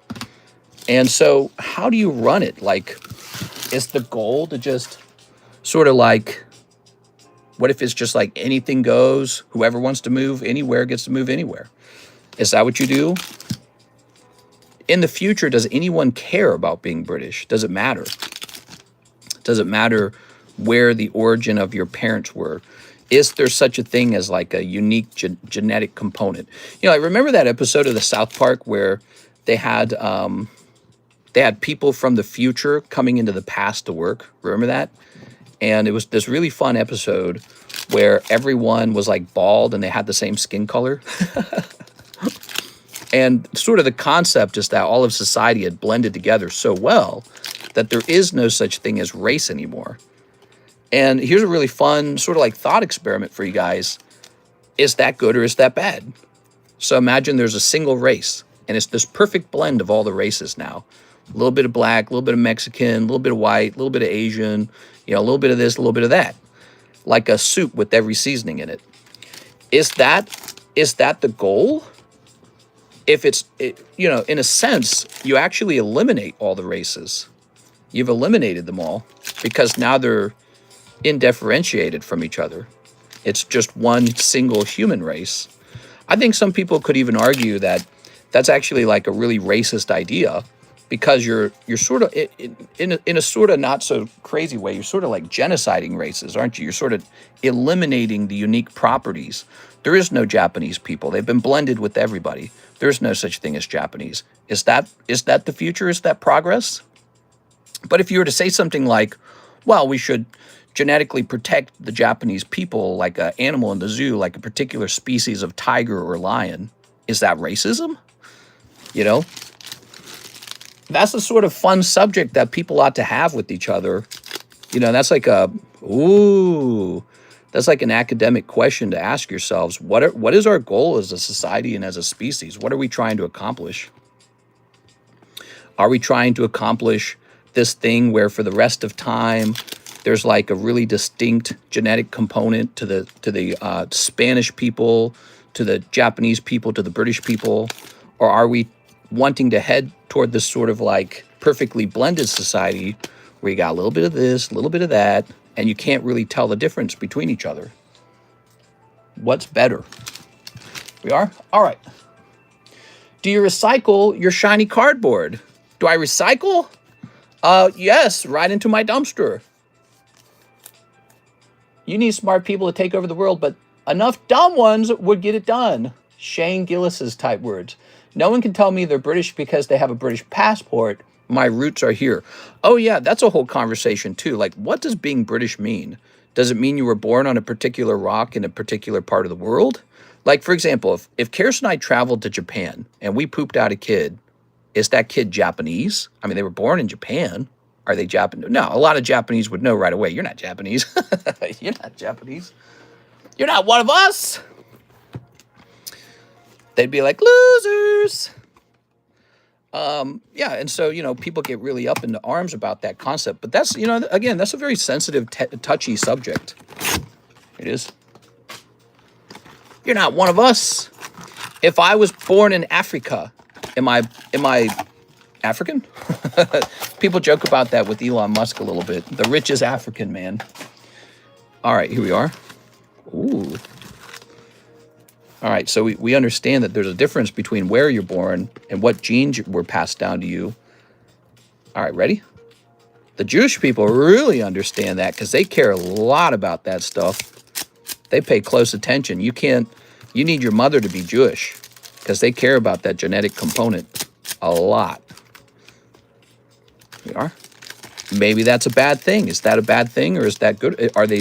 Is that smart or is that evil? Hey, that's racist. Snipping this. All right. Very good. Very nice. I'm 0.1% Jewish. Oh, oy vey. I enjoy beans on toast. Beans on toast. It's a bit of a beans flavor. Bit of a beans texture. I'm all for mutual respect and humanity, but if life quality goes down fast, you can't pour out an empty glass. I mean, you can get more local too. I live in Boise, Idaho, and it's hard to find anyone else who was born here. We all get priced out since the government is selling us downstream. Oh, yeah. In the United States, you can be living in a nice city like Jackson, Wyoming, and then 5 years later, the billionaires have bought every home and you're priced out and you got to go because you can't afford to go shopping at the local restaurants or the local malls or the local grocery stores, because all the prices start to reflect the people who are living there and all their wealth. So definitely that's happening in Utah. That's happening in Idaho. It's got to be really frustrating. It's like you've been gentrified or something. You know, I've said that to Karis before. I've said one day the states are all going to look at each other and say, we should have borders. But then you're not the United States anymore. And so that's why the United States should be really careful about the rules it implements at the federal level, right? You got to be careful about what rules you have, because we all share this country, and you ought to have rules that works for everybody. All right, let's see. The divided states. Yeah, we're divided, but we're united at the same time, and it's worked for a long time. Hopefully, it keeps working. That's what that's what Europe tried to pull off with the EU. And Britain left the EU, and I thought to myself, you know, good for them. I thought that was actually a pretty cool thing. Here we are. All right. I think that the EU should offer for United Kingdom to come back, but what they ought to do is change the rules so that the ideas that caused the EU to want to leave in the first place are gone now. They wanted their sovereignty. Effectively, that's what they wanted. They wanted their sovereignty. All right. And I think that could happen here in the United States, where a state like Texas says, hey, we don't want to live by these federal rules that everyone else is forcing on us. So we'd like to be our own country now. And that won't happen. There'll be a war. If any state tries to secede, there'll be a pretty quick war that'll end pretty fast. Here we are. I don't think we have been the United States for a while. No, that's not true. That's not true. This is still a really great country.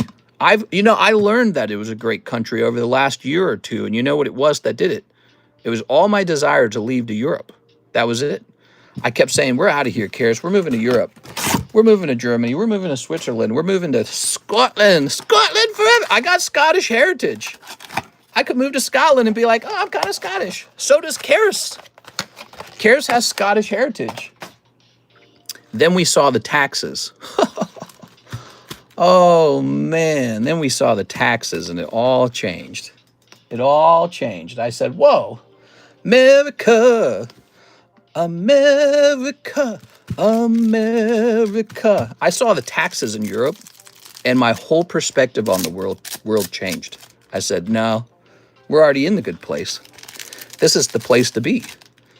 Everybody's here. This is where you got to be here. It's a huge country, tons of customers. Tons of places to go on vacation. I can go on vacation in Hawaii, Florida, Puerto Rico. Is it Houston? I can go on vacation in New York, San Diego. I can go up into Montana to the National Glacier Park, Yellowstone. We are. I can go all over. It's huge. And it's all in the same country. You don't need a passport or anything. And you go to college in any of the states. There's so many great colleges. You can go to any of these corporations and try to get a job. And so much great stuff gets innovated and built right here in America. And the taxes are low, baby. You can't beat it. It's really good. It's actually really funny that Canada didn't join us when Trump was being he was being a huge jerk about it. I think if it was Obama and he had really nicely offered for Canada to join, they might have joined. They might have been like, maybe. We are.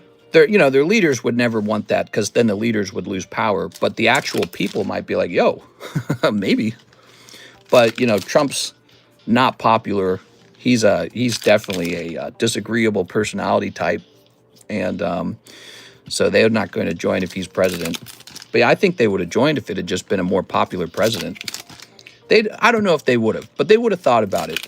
They would have thought about it more seriously. They would have maybe thought about it. They would have been like, We are? All right. 16% indigenous Americans. So I think I was colonized, or I did the colonizing. America. What? A drunk guy gave me $20 for a cigarette.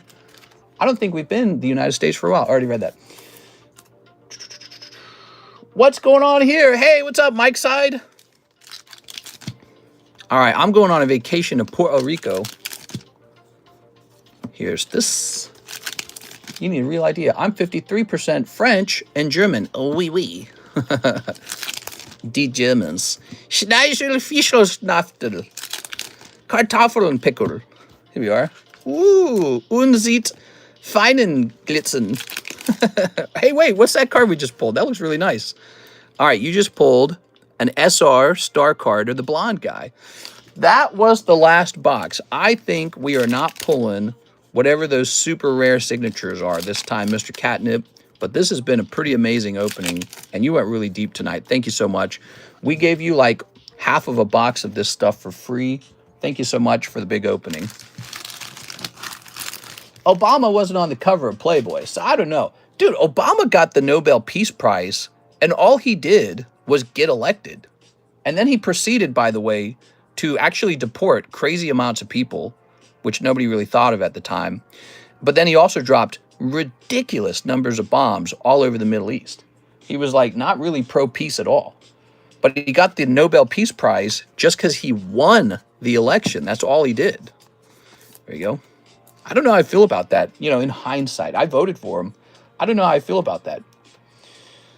All right. So we're heading over to our menu.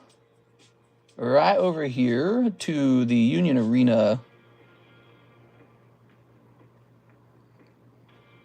Where is it? Oh, we put it in the extended menu. That's what we did very recently. Union Arena. Here it is. Jujutsu Kaisen. It's out of here. Awesome. It is finally sold out. I had too much of that product because of a mistake from my supplier. Here are your beautiful pulls. You got blonde hair guy, blonde hair tough guy, blonde hair sexy girl, dark haired cool girl, blonde hair sexy girl, main character energy signature card, and the blonde hair girl again. You got one double star card, and it's this. All of that for you. All right, Mr. Hawk. All right. My coworkers had one check-in at the hotel today and still didn't finish their work. People hate working, man. Work sucks. Wasn't that all during Bin Laden time? We are. All right. What I don't understand is why U.S. citizens claim the United States is the greatest country in the world because of freedoms, but name me one right or freedom that the U.S. has that say Great Britain. In the United States, I could post a very racist tweet on like X, and I won't go to jail for it. I could post a very mean tweet about whoever I wanted, and you won't go to jail for that. In the UK, a lady posted a mean tweet that she immediately took back down, and then she went to jail for 21 months. That is a very big difference. Very big difference. Definitely. We are. I would say that is a huge difference. But if you want to talk about freedom, I have a different perspective on freedom these days. Freedom is not just like speech, which speech is pretty important. But freedom is not just speech. It's actually the amount of taxes you pay. If you go to work all day and your labor belongs to somebody else, you are a slave. So, in my opinion, low taxes is one of the finest measures of freedom. And America continues to be a first world country with low taxes. And it's like the only country of this size with this many amenities and this many homes where you can come in here and pay relatively low taxes. All right, here we are. That's why I'm convinced to stay. Because it's not like I couldn't apply to move. Karis and I certainly could. I think we would actually be in a demographic that might actually be, you know, allowed into some other country. But I realized we're in the good country right now. This is the place to be. Well, I can move to another state and pay 5% less taxes than I'm already paying. Because right now I'm paying state taxes in Missouri. I can pay 5% less just by moving to a different state. Here's Michael Pettiford. Mega Evolution pre-order box break. You got it. Thank you so much, Mr. Michael. What did she tweet? Was it slander? She still has freedom of speech. You know, there's a lot of controversy in the UK right now over the speech laws that, you know, I would say going to jail over social media posts that are, let's say, distasteful. I think that that's pretty extreme. And by the way, it's not just the UK that has an issue like that right now. Germany has that problem too, because Germany, they got hit in the past with the mustache man, so they're terribly afraid of those kind of things now. And so they got a lot of strict laws about what you can and can't say in Germany. So Germany and the UK, you know, you can say normal, pleasant things, which that's never an issue. But freedom of speech is when you get closer toward being able to talk about maybe controversial things, you know. So if you want to say something controversial, you're still allowed to do that over here. Although if we had a little while where you could get deplatformed on all major tech websites or apps, but that's changed. So Elon Musk bought Twitter, and he says now you can pretty much say any nasty thing you want.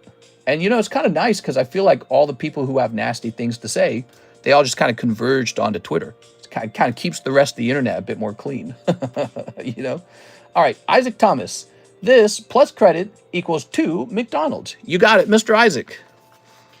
Maybe he cleaned up the internet with that, with Twitter. He said, come over here and spout all your nonsense. Here we are. Ooh. Didn't the Gestapo do something similar to what's happening with the UK, but not on an extreme level, though? The special police, there was a Gestapo that would monitor what people would say, and if you kind of spoke against the state, they would come get you. They're going to get you. I don't think this is exactly like a one-to-one to that, but it is sort of a test of your freedom of speech. That's what it is. You know, again, when it comes to freedom of speech, if you're just protecting normal things that everyone says, like, I love bread, that's not really what we talk about when we say freedom of speech. Freedom of speech is maybe the ability to say, I think there's too many people coming over here, and I don't like that. They should have to go. Which, that's insensitive. It's not politically correct. Maybe it's racist, and you're being a racist. But do you have a right to express those ideas and feelings? And if the answer is no, I would say you have less freedoms than the United States does, because, you know, how much should a government control what you can think and feel, and whether you share those thoughts to the public? It's a really fascinating thing. Here's Pikachu, Charizard, Jigglypuff, Quagsire. I would say here in America, we sort of idealize that concept of being able to just sort of really speak your mind and say what you're really thinking, you know? So we idealize that. We turn that into a virtue or something. Isaac says, thanks for making the internet nice. Woo! Thanks for the donation, Isaac. I really appreciate it. By the way, you did well. You got Pikachu. Look at that Pikachu. All right, lovely. Can you come get me? Carlos, I'm going to come over there and get you some Pokemon cards. Is the Mega Box Break a chance to obtain the box for yourself? The Mega Box Break. Yeah, that's exactly right. So this is called the Mega Evolutions Pre-Order Break. It's a $40 buy-in, 1 in 11 odds. Only one guy gets the box. He gets the whole box. He'll only pay $40 for it because he got it to himself. 10 people will walk away with just a common Pokemon card that they paid $40 for. So now you know your risks, you know the odds, you know what it is. We'll make sure anyone who gets in there doesn't go in there with any confusion about it, because you might not like the outcome if you miss, and we know 10 people are going to miss. One person's going to walk out with the box, and he's going to be very happy that day. Here you go, Mr. Isaac. Thanks for the donation, Isaac. Oh gosh, I'm inadvertently number 1. Whoa. That's very interesting. I wonder if that's how that works now, because I feel like that wasn't working on the first day. So let me get the donation table out here. So here's that donation table, and you just donated $10. Have you never been on this list? All right, let's see, number 17. We're living in interesting times. People are having conversations about what the future should look like. Oops. Oh, that is 17. Oops. And then 18 is going to be Mr. Hawk. Kamek. He donated $6 tonight. Did you know that? Because he donated, Mr. Hawk donated this copper coin, which I think we're going to hand that out tomorrow, because we've got a free thing right here. This is the thing I'm handing out. They fixed it. Oh, nice, man. Bonus, I'm a passenger. Keep the stream rolling. Let me go ahead and hand out this item now, because it's 5:15. We're getting pretty far along. Here is Connor 360. Mr. Connor. Okay. Here's Mr. Andy Man. And here is Grid. All right, so those are the people on the list. Let's hand out the card. It's a 6-spot list, so just pay attention to the 6-sided die. For That's Connor360 pulling the beautiful Gengar. Thank you, Mr. Connor. There you guys go. Anyone can pull the free card. We don't discriminate. Connor360. Anyone at all could be the one to pull that card. You could have just bumped into us today. It is. And I think I actually have to add that to my amount that I've given away this month. So it says for this month, I've given out, what do you think that card was worth? It was like a holographic Gengar 9, maybe like 10 bucks. So 530. Check that out. So I've given out 530 this month myself. And then you stack all this up and the number just gets really crazy. September is looking good, man. Okay. I'm a very unlucky person. I don't know why I would join any slab box break. I mean, if that's what you believe about yourself and you stay out of all the breaks, then you will never know if you got lucky or not. But ultimately, luck, it's not a superstitious thing. It's just odds. That's all it is. And let's say you joined 1 million breaks and the odds were like 1 in 10. You would end up having really average pull rates. It would be unlikely with such a huge number of breaks that you joined that you would get really unlucky or really lucky. And so when you study like odds and big numbers, the odds even out. So if it's same with booster pack opening too. Like if you just open a ton of booster packs, you'll get the average return rate on the booster packs. So it's really fascinating that it works that way and makes you think about, you know, breaks, packs, and buying things outright. By the way, here's Jose Achilles on the gym break for $45. If you want a shot at that, it's 1 in 2 odds. It's basically, you know, it's a 2-person break, and it's just a little fun thing. Okay, I play scratch off tickets all the time and never win. Didn't Mr. Beast do some of those scratch off tickets like in huge numbers? Like he scratched 1 million of them, and then they would return like 600,000 or something. It was horrible. So that's why you don't win at scratch-off tickets. It's because they're really not designed for you to win. They're designed for you to lose. Here's, let's see. Whoa, my gosh, we have a big order from Isaac. He says 151 surprise. Oh, very good. All right, I like that. I like those. Here it is, the 151 surprise case break. Isaac going in, everybody. We need quite a few more people for this to go off. But this is like, when this goes off, it's a special stream. You know, this will take like over an hour probably. And we're going to see if somebody pulls that Gengar. It's going to be very special. I'm in here myself. Isaac Thomas. It's currently $200 a box. And if I look it up and it's gone up, then the price will actually rise from $200. Okay. You also get a surprise from a blank from their pants. If you go to their house, then get a bigger surprise from Chris Hansen. I'm Chris Hansen, and this is Dateline, NBC. Have a seat right over there. What are you doing here? I don't know. These are home-baked. All right, guys.